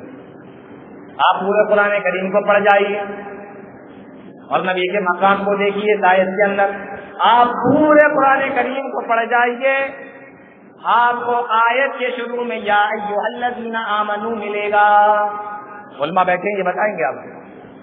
جہاں پر بھی قرآن کریم میں یا ایھا الذین آمنوا آیا وہ آیت کے شروع میں آیا ہے, لیکن پورے قرآن کریم کے اندر یہ اکیلی ایسی آیت ہے پورے قرآن کریم کے اندر جس کے بیچ میں یا ایھا الذین آمنوا آیا ہے. جب نبی کا معاملہ آیا اور جب نبی کے بارے میں بتانے کی بات آئی تو اللہ نے اپنے اس اصول کو توڑ دیا, اللہ نے اپنے اس قانون کو توڑ دیا کہ ہر آیت کے شروع میں اللہ یا ایھا الذین آمنوا کو آیت کے شروع میں لاتا ہے, لیکن جب نبی کے مقام کو بتانے کی بات آئی, جب نبی کے مرتبے کو بتانے کی بات آئی تو پورے قرآن کے اندر یہ اکیلی ایسی آیت ہے جس کے بیچ میں اللہ فرماتا ہے ان اللہ وملائکتہ یصلون علی النبی. آدھی آیت ہو گئی, اب اللہ فرما رہا ہے یا ایھا الذین آمنوا, اے ایمان والو میرے نبی کا مقام تو اتنا بڑا ہے, صلوا علیہ وسلموا تسلیما, میں بھی درود بھیجتا ہوں, اے ایمان والو تم بھی نبی پہ درود بھیجا کرو. نبی کا مقام سمجھنے کی کوشش کی, کیا مرتبہ ہے اللہ کے نبی جناب محمد رسول اللہ صلی اللہ علیہ وسلم. قرآن کریم کی ایک اور آیت دیکھیے, اللہ فرماتا ہے یا ایھا النبی انا ارسلناک شاہدا ومبشرا ونذیرا وداعیا الی اللہ باذنہ وسراجا منیرا. اے نبی ہم نے آپ کو شاہد یعنی گواہی دینے والا, مبشر یعنی خوشخبری دینے والا, نذیر یعنی اللہ کے عذاب سے ڈرانے والا, داعیا الی اللہ اللہ کی طرف بلانے والا, وسراجا منیرا اور چمکتا ہوا چراغ روشن چراغ بنا کر بھیجا ہے. 5 چیزیں بیان فرمائی، لیکن 5 میں سے صرف ایک بات پر بحث کرتے ہیں. آپ ذرا غور کریں، کون سی بات؟ اللہ فرماتا ہے سراجا منیرا، ہم نے آپ کو چمکتا ہوا چراغ بنا کر بھیجا. منیر مانے چمکنے والا، اور سراج کے معنی چراغ. کیا ہوتا ہے سراج کے معنی؟ چراغ. اچھا ایک بات بتاؤں میں آپ کو، یہ عربی گرامر کی باتیں غور سے سنیں گے تو سمجھ میں آئے گا. سراج کے معنی عربی میں چراغ بھی ہوتا ہے، اور سراج کے معنی عربی میں سورج بھی ہوتا ہے. سراج ایک ایسا لفظ ہے جو دونوں کے لیے استعمال ہوتا ہے. سورج کے لیے بھی سراج کا لفظ بولتے ہیں عربی میں، اور چراغ کے لیے بھی چراغ کے لیے بھی سراج کا لفظ بولتے ہیں عربی میں. تو یہ سراج ایک ایسا لفظ ہے جو سورج اور چراغ دونوں کے لیے استعمال کیا جاتا ہے. اب ذرا غور کرنے کی بات ہے کہ اللہ نے ایسا لفظ اپنے نبی کے لیے کیوں استعمال کیا جس کے معنی سورج بھی ہوتا ہے اور جس کے معنی چراغ بھی ہوتا ہے. حالانکہ اللہ چاہتا تو شمس کا لفظ استعمال کر دیتا، شمس کے معنی بھی تو سورج ہوتا ہے. اللہ اگر چاہتا تو مشکات کا لفظ استعمال کر دیتا، مشکات کے معنی بھی تو چراغ ہوتا ہے. لیکن اللہ نے ایسا لفظ استعمال کیا جس کے معنی سورج اور چراغ دونوں ہیں. ایسا لفظ استعمال نہیں کیا کہ جس کے معنی صرف سورج ہو یا صرف چراغ. کیوں؟ غور کرنے کی بات یہ، اللہ نے فرمایا ہم نے آپ کو سراجا منیرا بنا کر بھیجا، یعنی چمکتا ہوا سورج یا چمکتا ہوا چراغ بنا کر بھیجا. اب اللہ نے ایسا لفظ استعمال کیا جس کے دونوں معنی ہوتے ہیں. کیوں؟ اس لیے کہ اگر صرف سورج کا لفظ استعمال کر دیتا تو سورج تو دن میں ہوتا ہے، رات کے وقت میں تو اندھیرا ہوتا ہے، سورج غائب ہو جاتا ہے. اب اگر کسی انسان کو ہدایت چاہیے، اگر کسی انسان کو صراط مستقیم سے چلنا ہے، اگر کسی انسان کو سیدھا راستہ دیکھنا ہے، اللہ کی طرف جانے والی سڑک اور جنت میں جانے والی سڑک کو تلاش کرنا ہے. اب اندھیرا ہے، سورج تو دن میں تھا، سورج نے تو دن میں کام کیا، اب رات میں وہ کہاں جائے گا؟ اور اگر اللہ چراغ کا لفظ صرف استعمال کر دیتا اپنے نبی کے لیے تو چراغ تو رات میں کام دیتا ہے، دن کے وقت میں چراغ کا کوئی کام نہیں ہوتا. اب دن کے وقت میں اگر اس کو ہدایت کا راستہ چاہیے، جنت میں جانے والا راستہ چاہیے، تو وہ کیسے جاتا، کیسے دیکھتا؟ اب ذرا غور کرنے کی بات ہے، اللہ نے اپنے نبی کے لیے سورج کا لفظ بھی استعمال کیا، چراغ کا لفظ بھی استعمال کیا، تاکہ اے دنیا والوں اگر تمہیں دن کے وقت میں ہدایت کا راستہ چاہیے، جنت کا راستہ چاہیے، تو میرا نبی سورج ہے، تمہیں سورج بن کر روشنی دکھائے گا، تمہیں سورج بن کر راستہ دکھائے گا. اور اگر رات کے وقت میں تمہیں ہدایت کا راستہ چاہیے تو میرا نبی چراغ ہے، تمہیں چراغ بن کر ہدایت کا راستہ دکھائے گا. اللہ نے ایسا لفظ استعمال کیا، یا ایھا النبی انا ارسلناک شاہدا ومبشرا ونذیرا وداعیا الی اللہ باذنہ وسراجا منیرا. ہم نے سراجا منیرا بنا کر بھیجا، یعنی چمکتا ہوا سورج یا چمکتا ہوا چراغ بنا کر. اور ایک بات اور بتاؤں میں یہیں پر آپ کو، اللہ نے اپنے نبی کو سورج کا، معلوم یہ ہوا کہ نبی سورج ہے. غور سے سننا، نبی کا مقام دیکھو، نبی سورج ہے، اور جتنے انبیاء جتنے رسول آئے وہ سارے چراغ ہیں. یا یوں سمجھ لو کہ نبی سورج ہے، اللہ نے نبی کو سورج کہا، نبی سورج ہے، اور ان کے علاوہ جتنے بھی نبی ہیں، جتنے بھی رسول ہیں، وہ سب ستارے ہیں یا سب چراغ ہیں. نبی کا مقام سورج کے برابر ہے، اور ان کے مقابلے میں جتنے نبی ہیں، جتنے رسول ہیں، وہ یا تو چراغ کی طرح ہیں یا وہ ستاروں کی طرح. اور ایک بات اور بتاؤں، جب نبی سورج کی طرح اور جب نبی کو سورج کہا گیا تو سورج جب نکلا ہوا ہو اور کوئی آدمی چراغ لے کر چلے تو اس کو کیا کہا جائے گا؟ بے وقوف کہا جائے گا کہ نہیں کہا جائے گا؟ جب سورج نکلا ہے، روشنی دکھانے کے لیے سورج موجود ہے، اب یہ آدمی چراغ لے کر روشنی لے کر چل رہا ہے، چراغ کی روشنی، تو دنیا والے اس کو بے وقوف کہیں گے کہ نہیں کہیں گے؟ جب اللہ نے سورج دے دیا، یعنی جناب محمد رسول اللہ صلی اللہ علیہ وسلم کو دے دیا، اب کسی نبی کی ضرورت نہیں، کسی رسول کی ضرورت نہیں، آپ کو کسی بھی نبی اور رسول کی ضرورت اب رہ ہی نہیں گئی ہے. اگر اب بھی آپ نبی کو چھوڑ کر کسی دوسرے رسول کی طرف جاتے ہیں تو گویا کہ آپ سورج کی روشنی میں چراغ لے کر چل رہے ہیں. یہ آپ کی بے وقوفی کی علامت. سمجھ میں آ رہا ہے جی؟ تو اللہ نے کیا کہا؟ سراجا منیرا. اور ایک بات اور بتاؤں آپ کو، سورج نکلا ہوا اور آپ چراغ کی روشنی میں راستہ تلاش کریں تو پہلی بات تو یہ بے وقوفی کی علامت، اور دوسری بات گویا کہ آپ اس سورج کی توہین کر رہے ہیں، گویا کہ آپ اس سورج کی توہین کر رہے ہیں کہ بھائی تو نکلا ہے، نکلا رہے، مجھے تیری روشنی کی ضرورت نہیں، مجھے تیری ضرورت نہیں، میرے پاس میرا اپنا چراغ ہے، میں اسی چراغ کی روشنی میں راستہ تلاش کر لوں گا۔ گویا کہ آپ اس سورج کی توہین کر رہے ہیں جو اتنا بڑا اور اتنی روشنی پھیلا رہا ہے، آپ اس کی توہین کرتے ہوئے چھوٹے سے چراغ کو لے کر چل رہے ہیں۔ اب جب نبی کو سورج کہہ دیا گیا تو گویا کہ اس نبی کی موجودگی میں آپ کسی دوسرے نبی اور رسول کی بات کو مانتے ہوئے اس کے بتائے ہوئے راستے پر چل رہے ہیں، تو گویا کہ آپ بے وقوفی کا کام تو کر ہی رہے ہیں، ساتھ ہی ساتھ اس نبی کی توہین بھی کر رہے ہیں جس طریقے سے سورج کی موجودگی میں چراغ لے کے چلنے والا سورج کی توہین کرتا ہے۔ تو نبی کے مقام کو سمجھنے کی کوشش کرو، نبی کے مرتبے کو سمجھنے کی کوشش کرو۔ اللہ رب العالمین نے قرآن کریم کے اندر جگہ جگہ پر ان تمام چیزوں کو بیان کیا۔ اب ذرا غور کیجیے کہ جب اتنا بڑا مقام و مرتبہ پیارے نبی جناب محمد رسول اللہ صلی اللہ علیہ وسلم، اب ذرا حدیثوں کی طرف آتے ہیں۔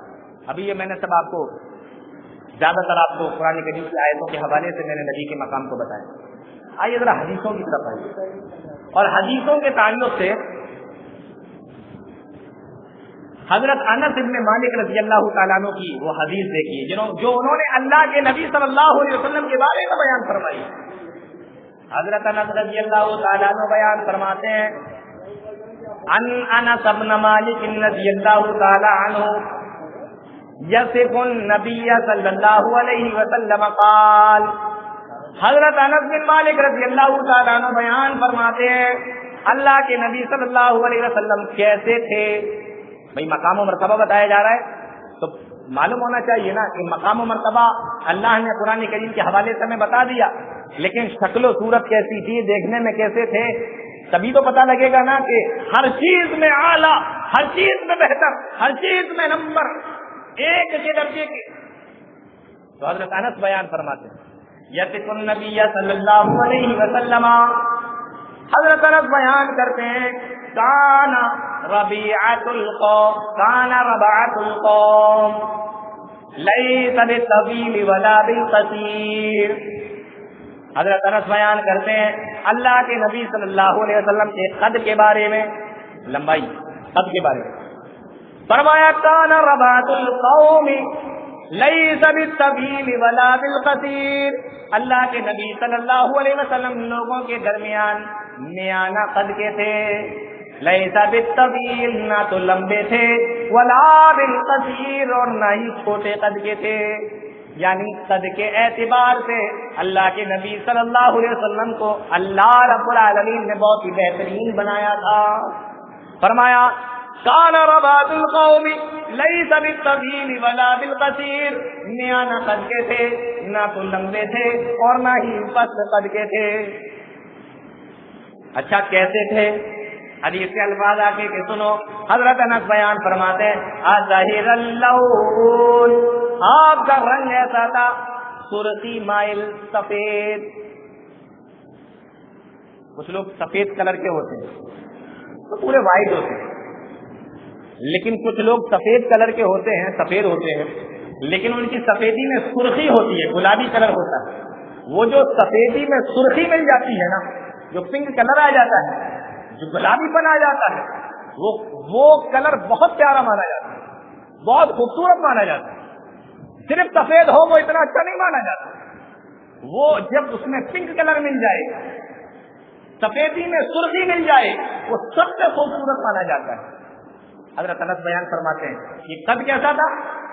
درمیانی قد تھا، نہ لمبے اور نہ پست قد کہ کھڑے ہو لوگوں میں تو کہیں ارے یار یہ تو بہت لمبے، یا لوگوں میں کھڑے ہو جائیں کہ ارے یہ تو بہت چھوٹے لمبے ہیں، ایسے نہیں تھے۔ فرمایا کان ربعۃ القوم، قوم کے درمیان میانہ قد کے تھے، ٹھیک ہے اظہر اللون، اب رنگ بتا رہے ہیں۔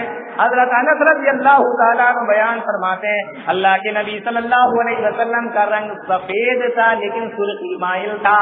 آپ کو دیکھو تو ایسا لگتا تھا کہ جیسے چہرے پہ گلاب کھلا ہوا ہو، سرخی مائل سفید کھلتا ہوا گلاب، اس طریقے کا کلر تھا اللہ کے نبی کا۔ اور آگے تشریح فرما دی لیس بأبیض امحقا ولا بالکثیر ولا آدم، آپ گورے تو تھے لیکن اتنے زیادہ گورے نہیں تھے کہ بھورے لگنے لگے۔ زیادہ گورے ہو جاتے تو ہم لوگ کیا کہنے لگتے ہیں، ان کو بھورا بولنے لگتے ہیں۔ لیس بأبیض امحقا، آپ سفید سرخی مائل سفید تو تھے، گورے تو تھے، لیس بأبیض امحقا، لیکن اتنے گورے نہیں تھے کہ بھورے لگنے لگے، ولا بالکثیر ولا آدم، اور نہ اتنے گندمی کلر کے تھے نہ اتنے گیہوا کلر کے تھے کہ وہ کالے لگنے لگے۔ تو کلر بھی بہت پیارا اور قد بھی اللہ کے نبی جناب محمد رسول اللہ صلی اللہ علیہ وسلم کا بہت پیارا تھا۔ آگے فرماتے ہیں حضرت انس بن مالک رضی اللہ تعالیٰ عنہ اور ساتھ میں حضرت علی رضی اللہ تعالیٰ عنہ کی روایت کو بھی شامل کر لیجیے تو حضرت علی رضی اللہ تعالیٰ عنہ فرماتے ہیں زخم الراس واللحیہ، اللہ کے نبی صلی اللہ علیہ وسلم کا سر بڑا تھا اور داڑھی بھی بڑی تھی۔ کیا کہتے ہیں؟ سر بڑا سردار کا، ایسے بولتے ہیں کہ نہیں بولتے؟ تو سر بڑا سردار کا، یہ ہمارے یہاں بھی بولا جاتا ہے، اپنے ہم لوگ بولتے ہیں نا۔ تو پیارے نبی کے بارے میں آتا ہے زخم اور راس، یعنی سر بڑا تھا، معلوم تھا کہ یہ سردار ہونے والے ہیں، یہ سردار ہیں۔ زخم اور راس واللحیہ، اور ساتھ ہی ساتھ بیان فرمایا لیس بجاد ثبت ولا ثبت رجل، فرمایا سر تو اللہ کے نبی صلی اللہ علیہ وسلم کا بڑا تھا لیکن پیارے نبی صلی اللہ علیہ وسلم کے سر پر جو بال تھے نہ تو گھنگریالے تھے اور نہ ہی بالکل سیدھے تھے، جیسے عورتوں کے ہوتے نا بالکل سیدھے، ایسے بھی نہیں تھے، اور گھنگرالے جو ہوتے ہیں نا اس میں بل پڑے ہوئے ہوتے، ایسے بھی نہیں تھے اللہ کے نبی صلی اللہ علیہ وسلم کے بعد۔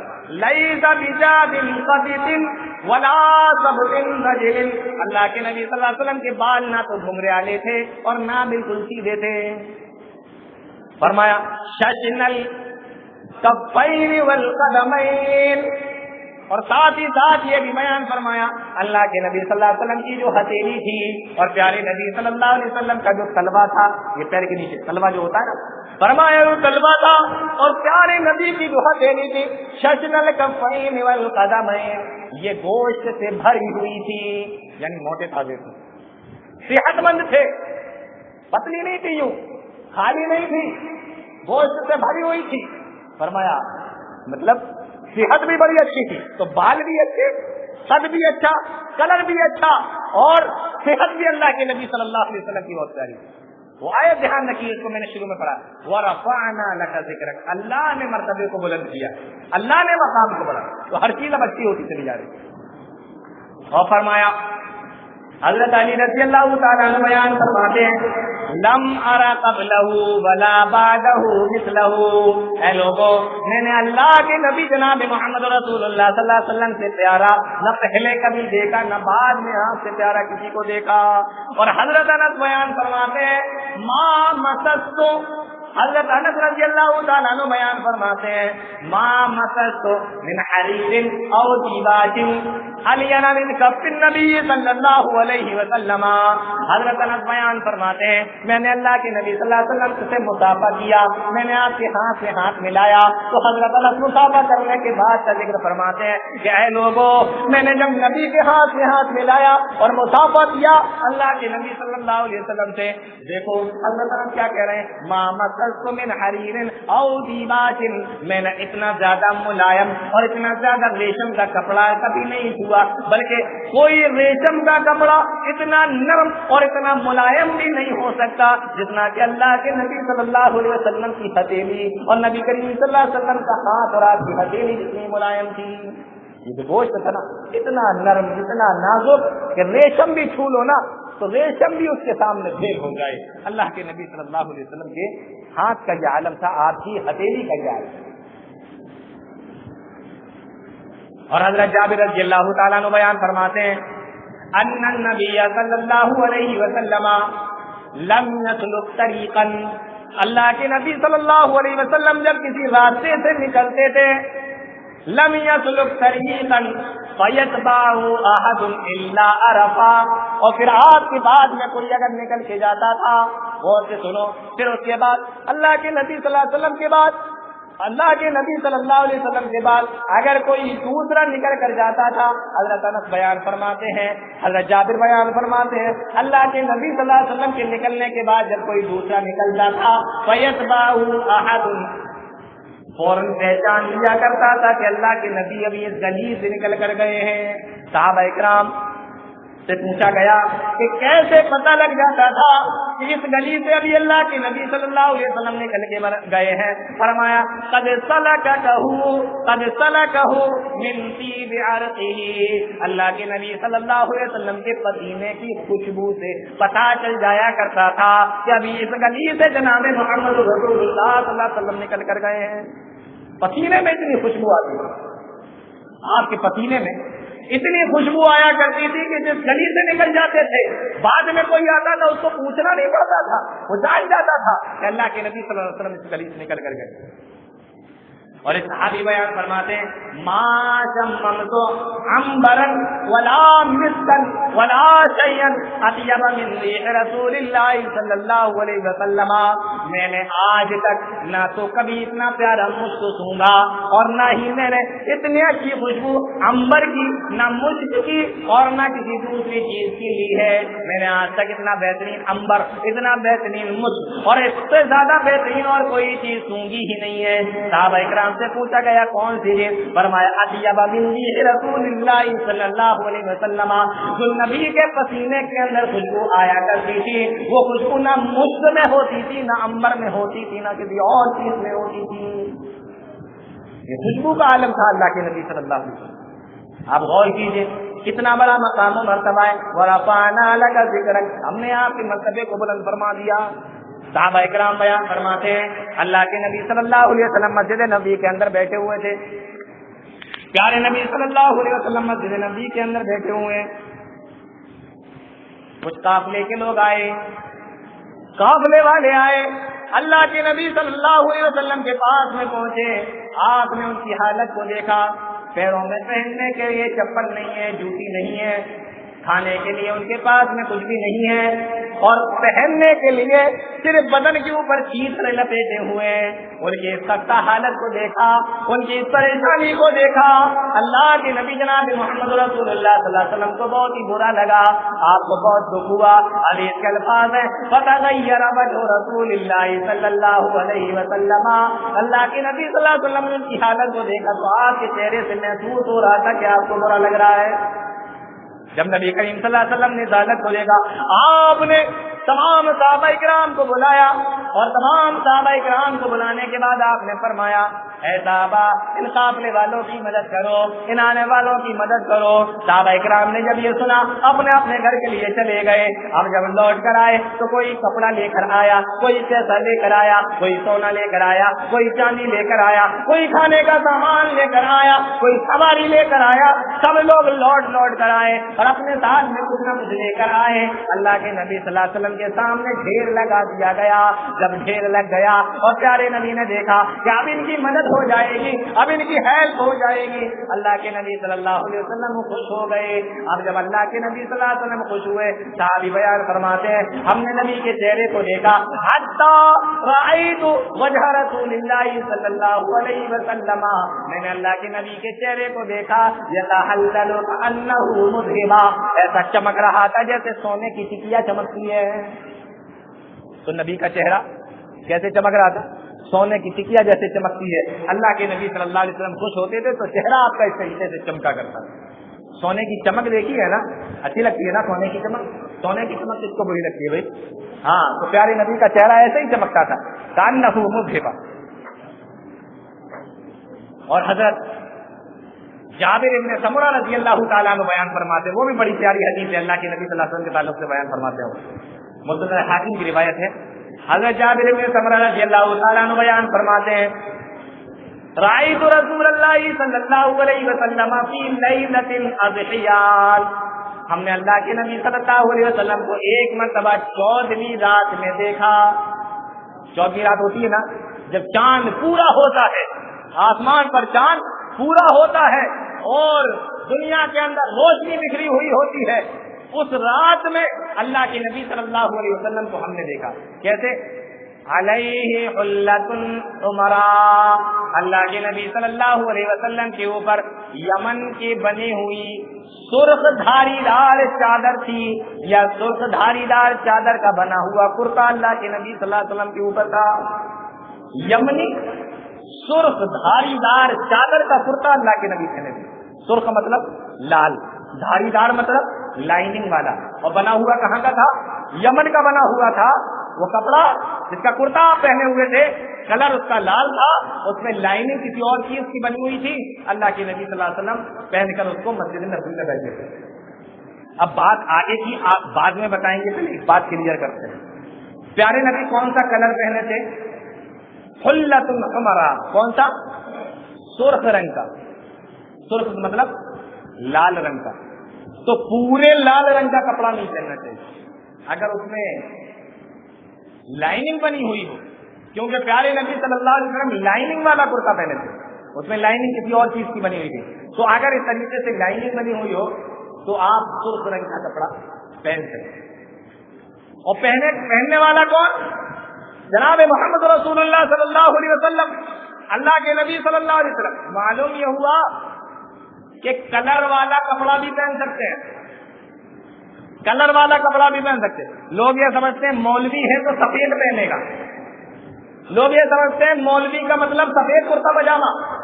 یہاں اللہ کے نبی کو دیکھو سرخ رنگ کا پہنے, سرخ رنگ کا کپڑا پہنے. یا تو مولوی اگر کسی دوسرے کلر کا کرتا پہن لے تو جینا حرام کر دیتے ہیں, فیشن والا ہے, فیشن میں رہتا ہے. یہاں اللہ کے نبی صلی اللہ علیہ وسلم پہنے ہیں سرخ رنگ کا کرتا پہنے. یہاں ہم اپنے علماء کو نہیں جینے دیتے, اپنے حفاظ کو, حافظوں کو, عالموں کو نہیں جینے دیتے اگر وہ تھوڑا سا بھی کلرفل کپڑا پہن لے. تو کلرفل کپڑا پہنا جا سکتا ہے, حدیث کے اندر اجازت ہے. اس لیے اگر کوئی اعتراض کرتا ہو مولویوں کی ڈریس کے اوپر تو آپ سے اس کو رک جانا چاہیے.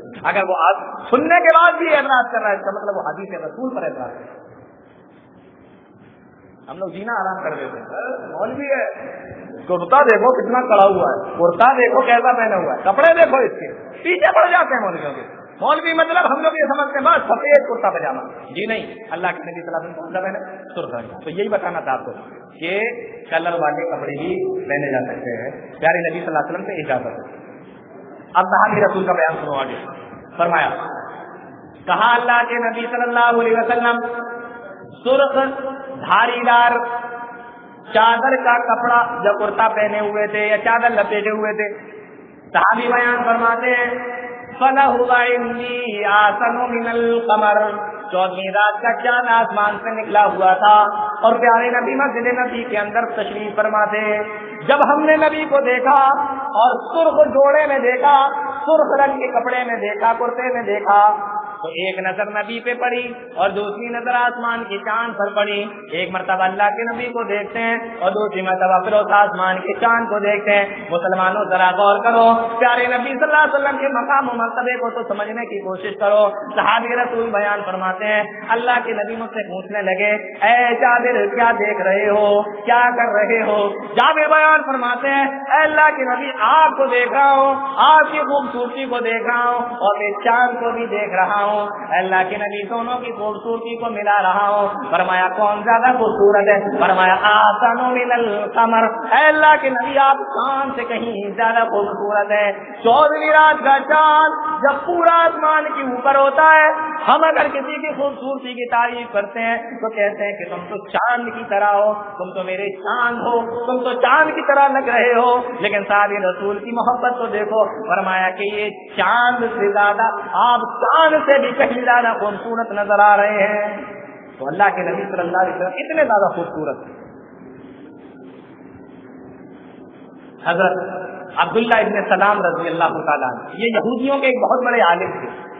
ان کو معلوم ہوا کہ اللہ کے نبی صلی اللہ علیہ وسلم مدینہ آئے ہوئے ہیں. قدم رسول اللہ صلی اللہ علیہ وسلم المدینہ, اللہ کے نبی مدینہ میں تشریف لائے. عبداللہ بن سلام یہودیوں کے بہت بڑے عالم, توریت میں پڑھ چکے تھے. آنے والے نبی کی جو نشانیاں ہیں وہ ساری کی ساری اپنی کتاب توریت کے اندر پڑھ چکے تھے، اور اس میں یہ بھی لکھا ہوا تھا کہ وہ نبی ایک پتھریلے علاقے سے ہجرت کر کے پیڑوں والی باغوں والی بستی میں ہجرت کر کے آئے گا، پتھریلی زمین مکہ اور باغوں والی زمین مدینہ۔ اللہ کے نبی صلی اللہ علیہ وسلم وہاں پر پہنچ گئے۔ یہ عبداللہ ابن سلام بیان فرماتے ہیں، انجفل الناس الیہ، جب لوگوں کو معلوم ہوا کہ اللہ کے نبی آئے تو لوگ دوڑے اللہ کے نبی صلی اللہ علیہ وسلم کو دیکھنے کے لیے۔ میں بھی پڑھ چکا تھا اور نبی کے بارے میں ساری چیزوں کو میں اپنی کتاب میں پڑھ چکا تھا، لانظر الیہ، تو میں بھی لوگوں کے ساتھ میں دوڑ پڑا کہ لاؤ آنے والے نبی کو دیکھ لیتے ہیں۔ اور جب نبی کے پاس میں پہنچے، نبی کے اندر وہ ساری خوبیوں کو دیکھا، ساری نشانیوں کو دیکھا۔ فلما تبینت وجہ رسول اللہ صلی اللہ علیہ وسلم، نبی کے چہرے پہ نظر پڑی، فرماتے ہیں عرفت، تو میں نے نبی کے چہرے کو دیکھا اور دیکھ کر ہی پہچان لیا کہ ان وجہہ لیس بوجہ کذاب، یہ چہرہ کسی جھوٹے کا چہرہ نہیں ہو سکتا، یہ تو کسی سچے نبی کا چہرہ ہے، یہ تو کسی نبی کا چہرہ ہے، یہ تو کسی رسول کا چہرہ ہے۔ عبداللہ ابن سلام نے ایک مرتبہ نبی کے چہرے کو دیکھا، چہرے کو دیکھ کر پہچان لیا کہ یہ اللہ کے نبی ہیں۔ اتنا پیارا چہرہ، کوئی کہہ رہا ہے سورج کی طرح، کوئی کہہ رہا ہے چاند کی طرح، کوئی کہہ رہا ہے چاند سے بھی زیادہ خوبصورت، کوئی کہہ رہا ہے جیسے سونے کی ٹکیا چمکتی ہے ایسے اللہ کے نبی کا چہرہ چمکتا تھا۔ اور عبداللہ بن سلام کہتے ہیں میں نے دیکھا، چہرہ دیکھ کر پہچان لیا کہ یہ کسی جھوٹے کا چہرہ نہیں، یہ واقعی اللہ کے نبی ہیں، اور فوراً کلمہ پڑھ لیا۔ اور عبداللہ بن سلام جو یہودیوں کے ایک بہت بڑے عالم تھے، کلمہ پڑھ کر مسلمان ہوئے۔ وہ نبی کا چہرہ اتنا پیارا اللہ کے نبی صلی اللہ علیہ وسلم کا چہرہ، اور وہ شعر بڑے مشہور ہیں۔ آج میں ان کے تعلق سے ایک دو باتیں آپ کو بتاتا ہوں، شعر تو بہت مشہور ہیں لیکن یہ جو باتیں میں بتانے والا ہوں اس کو لے کر جائیے آپ۔ نبی کے مقام و مرتبے اور نبی کی شان کے تعلق سے بات چل رہی ہے، تو نبی کی شان دیکھو، نبی کی خوبصورتی کا عالم دیکھو کیا ہے۔ فرمایا حضرت حسان ابن ثابت رضی اللہ تعالیٰ عنہ بیان فرماتے ہیں، جانتے ہو کیا کہتے ہیں؟ وَأَحْسَنُ مِنْكَ لَمْ تَرَ عَيْنِي وَأَجْمَلُ مِنْكَ لَمْ تَلِدِ النِّسَاءُ۔ پہلے یہ دو شعر سن لو۔ وَأَحْسَنُ مِنْكَ لَمْ تَرَ عَيْنِي، اے اللہ کے نبی، ہم نے آپ سے، میری آنکھوں نے آپ سے زیادہ خوبصورت کسی کو دیکھا ہی نہیں ہے۔ وَأَحْسَنُ مِنْكَ، احسن حسین سے بنائے، حسین مطلب خوبصورت۔ وَأَحْسَنُ مِنْكَ لَمْ تَرَ قَطُّ عَيْنِي، میری آنکھوں نے آپ سے زیادہ خوبصورت کسی کو دیکھا نہیں ہے۔ وَأَجْمَلُ مِنْكَ لَمْ تَلِدِ النِّسَاءُ، اور کسی ماں نے آج تک آپ سے زیادہ خوبصورت بچہ جنا ہی نہیں ہے۔ دونوں باتیں میں فرمائی، اجمل یہ جمیل سے بنا ہے اور جمیل کے معنی خوبصورت ہوتا ہے، اور احسن یہ حسین سے بنا ہے، حسین کے معنی بھی خوبصورت ہوتا ہے، حسین کے معنی بھی خوبصورت اور جمیل کے معنی بھی خوبصورت۔ حسین سے احسن یعنی بہت زیادہ خوبصورت، سب سے زیادہ خوبصورت، جمیل سے اجمل یعنی سب سے زیادہ خوبصورت۔ اب یہاں ایک سوال پیدا ہوتا ہے کہ حسین کے معنی بھی خوبصورت اور جمیل کے معنی بھی خوبصورت، تو ایک ہی جیسے دو لفظ استعمال کرنے کی ایک شعر میں کیا ضرورت ہے؟ ایک ہی جیسے دو لفظ ایک ہی شعر میں استعمال کرنے کی کیا ضرورت جب دونوں کے معنی خوبصورت ہوتا ہے؟ اب یہاں لغت کے علماء بتاتے ہیں کہ حسین کے معنی بھی خوبصورت اور جمیل کے معنی بھی خوبصورت، لیکن دونوں میں فرق ہے۔ کیا فرق ہے؟ اس فرق کو سن لو۔ حسین کہتے ہیں ایسے خوبصورت کو جس کا نقشہ اچھا ہو، بناوٹ اچھی ہو، جو چہرے کی بناوٹ ہوتی ہے نا، کیا بولتے ہیں؟ ہاں، تو چہرے کا نقشہ اچھا ہو، جو نقشے کے اعتبار سے اچھا ہو۔ کبھی کبھی ایسا ہوتا ہے کچھ سانولے کلر کے لوگ، گندمی کلر کے لوگ، ان کے چہرے کی چھاپ اور چھپ اور بناوٹ اور نقشہ اور کٹنگ اتنی اچھی ہوتی ہے کہ اس میں اٹریکشن ہوتا ہے۔ آپ دیکھو اس میں کشش ہوتی ہے ان کے چہرے کے اندر، بناوٹ ایسی ہوتی ہے ان کے چہرے کی۔ کوئی ضروری نہیں ہے کہ آدمی کا کلر ہی سفید ہو تبھی وہ خوبصورت ہوگا، کوئی ضروری نہیں۔ کبھی کبھی کچھ لوگوں کے کلر فیئر نہیں ہوتے، صاف نہیں ہوتے، لیکن کٹنگ بہت اچھی ہوتی ہے۔ تو جس کی کٹنگ اور نقشہ اچھا ہو اس کو کہتے ہیں حسین عربی زبان میں، اور جمیل کہتے ہیں ایسے خوبصورت آدمی کو جس کا کلر بہت پیارا ہو، تو نقشے کے اعتبار سے اچھا ہو تو حسین اور کلر کے اعتبار سے اگر اچھا ہو تو جمیل. تو پیارے نبی کے لیے دونوں لفظ استعمال فرمائے کہ اللہ کے نبی آپ نقشے کے اعتبار سے بھی سب سے زیادہ اچھے ہیں اور آپ کلر کے اعتبار سے بھی سب سے زیادہ اچھے ہیں. وہ احسن من قلم طرفت عینی واجمل من قلم تلد النساء. یہ شعر کے اندر بچے. اچھا آگے کا شعر دیکھیے, فرمایا خلقت مبرأ من كل عیب کانک قد خلقت کما تشاء. یہ شعر بھی دیکھنے کے لائق. نبی کے صحابی کہہ رہے ہیں, حضرت حسان بن ثابت رضی اللہ تعالیٰ کیا کہہ رہے ہیں؟ خلقت مبرأ من كل عیب, آپ کو ہر عیب سے اس طریقے سے پاک و صاف پیدا کیا گیا ہے, بنایا گیا ہے. کانک قد خلقت کما تشاء, جیسا کہ اللہ سے آپ کہہ رہے ہوں اے اللہ مجھے ایسا بنا, اور اللہ ویسا ہی ویسا آپ کو بناتا چلا گیا. آپ اس کی مثال یوں سمجھ لو کہ بننے اور سنورنے کا شوق تو سب کے اندر ہوتا ہے. ہر آدمی چاہتا ہے کہ میں اچھا دکھوں, اچھا پہنوں, اچھا لگوں. ہر آدمی چاہتا ہے. عورت بھی چاہتی ہے, آدمی بھی چاہتا ہے, مرد بھی چاہتے ہیں, عورتیں بھی چاہتی ہیں. مرد ذرا کم کوشش کرتے ہیں, عورتیں ذرا زیادہ کوشش کرتی ہیں. عورتیں بننے سنورنے کے معاملے میں تھوڑی سی زیادہ کوشش کرتی ہیں. ان کا اپنا میک اپ سب چلتا ہے. کیوں؟ اس لیے کہ میں اچھی لگنے لگوں, اس لیے تو کرتی ہیں. اب مان لو کسی لڑکی سے اللہ یہ کہہ دے کہ تو شیشے کے سامنے بیٹھ اور ابھی تو مجھ سے جیسا بولے گی میں تجھے ویسے ہی بنا دوں گا. سمجھ میں آ رہا؟ اللہ اگر کسی لڑکی سے یہ بول دے کہ ابھی تو شیشے کے سامنے بیٹھ جا, آئینے کے سامنے, اور پھر اس کے بعد تو جیسا بولے گی میں تجھے ویسا ہی بنا دوں گا, تو عورتیں تو ویسے ہی چاہتی ہیں کہ میں خوبصورت ہو جاؤں, کیسے اچھی لگنے لگوں, کیسے اچھی دکھنے لگوں, اور پھر اس کو چھوٹ مل جائے. تو آپ سوچ سکتے ہیں کہ وہ عورت یا وہ لڑکی اپنے آپ کو کیسا دکھنا چاہے گی, اور یہ سوچے گی کہ میں ایسی بن جاؤں کہ دنیا میں میرے مقابلے کا کوئی نہ دکھے, کوئی نہ ہو. بولو ایسا ہوگا کہ یہی تو سوچے گی نا وہ. اب آئیے اس شعر کی طرف. فرمایا خلقت مبرأ من كل عیب, آپ کو ہر عیب سے ایسے پاک و صاف بنایا گیا.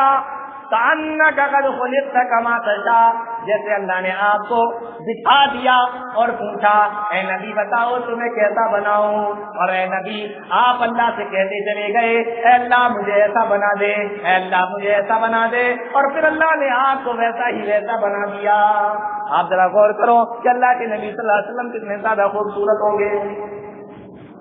تو میں آپ کو نبی کے تعلق سے کیا کیا بتاؤں, کون کون سے آپ کے مقام کو بتاؤں, کون کون سے مرتبے کو بتاؤں. ہر اعتبار سے اللہ رب العالمین نے اپنے نبی جناب محمد رسول اللہ صلی اللہ علیہ وسلم کو بہت اعلیٰ, بہت عرفہ, بہت بہترین بنا کر بھیجا. سب سے زیادہ بلند, سب سے زیادہ بہترین, سب سے زیادہ خوبصورت. آئیے ایک دو چیزیں اور بتاتا ہوں پھر بات ختم کرتا ہوں مختصر طور پر. مشرکین مکہ ستا رہے اللہ کے نبی صلی اللہ علیہ وسلم, صحابہ کرام کو تکلیفیں دے رہے ہیں, جان سے بھی مار دے رہے ہیں. صحابہ کرام کو کتنوں کو شہید کر چکے ہیں, مار چکے ہیں. قرآن کریم کے سامنے پڑھ کر بتایا جاتا ہے, کہتے ہیں یہ اللہ کی کتاب ہی نہیں, ماننے سے انکار کرتے ہیں, نہیں یہ اللہ کی کتاب ہم نہیں مانتے. اور صرف اسی پر بس نہیں کرتے بلکہ ساتھ ہی ساتھ یہ بھی کہتے ہیں, اسی پر بس نہیں کیا بلکہ ساتھ ہی ساتھ یہ بھی کہہ رہے ہیں وَإِذْ قَالُوا اللَّهُمَّ إِنْ كَانَ هَذَا هُوَ الْحَقَّ مِنْ عِنْدِكَ, اگر یہ قرآن واقعی اللہ کی کتاب ہے, ہم اس کا انکار کرتے ہیں, ہم اس کو نہیں مانتے.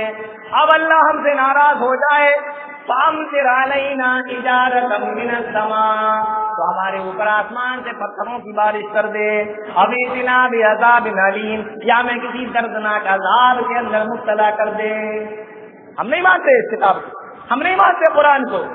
اے نبی اگر یہ واقعی اللہ کی کتاب ہے تو ہم اس کی توہین کر رہے ہیں. اللہ اس کے بدلے میں آسمان سے پتھر برسا دے ہمارے اوپر, عذاب علیم سے ہمیں دوچار کر دے, دردناک عذاب سے, دردناک عذاب میں ہمیں مبتلا کر دے. اچھا آپ دیکھو, جب اتنی بڑی بڑی بات پہلے کے نبیوں کی امتوں نے بولی تو اللہ نے ان کو ہلاک و برباد کر دیا. چاہے ہود علیہ السلام کی امت ہو, چاہے صالح علیہ السلام کی امت ہو, چاہے نوح علیہ السلام کی امت ہو, چاہے لوط علیہ السلام کی امت ہو. جب اتنی بڑی بڑی باتیں پہلے نبیوں کی امتوں نے بولا اللہ نے ان کو ہلاک کر دیا، عذاب میں مبتلا کر دیا۔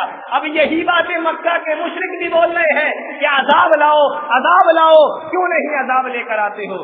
اللہ اکبر۔ اللہ جواب دیتا ہے، وہ جواب سنو مسلمانوں، کیا جواب دے رہا ہے اللہ؟ اے نبی، یہ آپ سے بار بار کہہ رہے ہیں کہ جب ہم آپ کا انکار کر رہے ہیں، قرآن کا انکار کر رہے ہیں، تو ہمارے اوپر آسمان سے پتھروں کی بارش کیوں نہیں ہوتی؟ ہمیں کسی عذاب کے اندر مبتلا کیوں نہیں کر دیا جاتا؟ اے نبی، آپ ان کو بتا دیجئے، وَمَا كَانَ اللَّهُ لِيُعَذِّبَهُمْ وَأَنْتَ فِيهِمْ۔ اے نبی، یہ آپ کا مقام ہے، یہ آپ کا مرتبہ ہے کہ جب تک آپ اس کے اندر موجود رہیں گے، اس شہر میں موجود رہیں گے، اس قبیلے کے اندر موجود رہیں گے، مکہ کے اندر رہیں گے، ما کان اللہ لیعذبہم، آپ کی برکت کا نتیجہ ہے اللہ ان کو عذاب نہیں دے گا۔ اللہ اکبر، کتنی بڑی بات ہے۔ نبی کی برکت تو دیکھو، یہ آپ کے ساتھ، مسلمانوں کے ساتھ، قرآن کے ساتھ، میرے ساتھ چائے جیسا مذاق کر لیں۔ آپ کی برکت یہ ہے کہ آپ جب تک موجود ہے، جس بستی میں آپ موجود ہوں اس بستی والے کو ہم عذاب کیسے دیں؟ یہ آپ کی برکت ہے۔ ما کان اللہ لیعذبہم وانت فیہم، آپ اس بستی میں ہو اور ہم ان کو ہلاک کر دیں؟ نہیں، آپ جب تک رہیں گے ہم ہلاک نہیں کریں گے۔ یا آپ اندازہ کریے جناب محمد رسول اللہ صلی اللہ علیہ وسلم کا کیا مقام ہے، کیا مرتبہ ہے۔ اللہ رب العالمین نے قرآن کریم کے اندر اور حدیثوں کے اندر بھی، ابھی میں نے دو چار حدیثوں کے حوالے سے آپ سے بات کی ہے اور ابھی بہت ساری حدیثیں رہ گئی ہیں، لیکن وقت بہت زیادہ ہوتا چلا جا رہا ہے۔ میں شروع میں ہی یہ بات لے کر چلا تھا کہ نبی کا مقام اللہ رب العالمین نے بلند کیا ہے، وَرَفَعْنَا لَكَ ذِكْرَكَ، اور جس کے مقام و مرتبے کو اللہ بلند کر دے، پھر اس میں ہم صرف یہی کہہ سکتے ہیں اور ہمیں یہی کہتے ہیں اور ہمیں یہی کہنا ہی چاہیے کہ اس پوری کائنات کے اندر سب سے بڑا مقام و مرتبہ اگر کسی کا ہے تو وہ جناب محمد رسول اللہ صلی اللہ علیہ وسلم کا ہے، یا یوں کہہ لیجئے کہ اللہ کے بعد اگر کسی کا سب سے بڑا مقام و مرتبہ ہے تو وہ جناب محمد رسول اللہ صلی اللہ علیہ وسلم کا ہے۔ کچھ چیزیں میں نے آپ کو آپ کے مقام، مرتبے اور آپ کی شان کے تعلق سے بیان کر دی ہیں، بہت ساری چیزیں رہ گئی ہیں۔ اللہ تعالیٰ ہم تمام لوگوں کو نیک عمل کی توفیق عطا فرمائے، قرآن و حدیث کو سمجھنے کی، اس کو چلنے کی توفیق عطا فرمائے، آمین تقبل یا رب العالمین۔ وآخر دعوانا الحمد للہ رب العالمین، والسلام علیکم ورحمۃ اللہ وبرکاتہ۔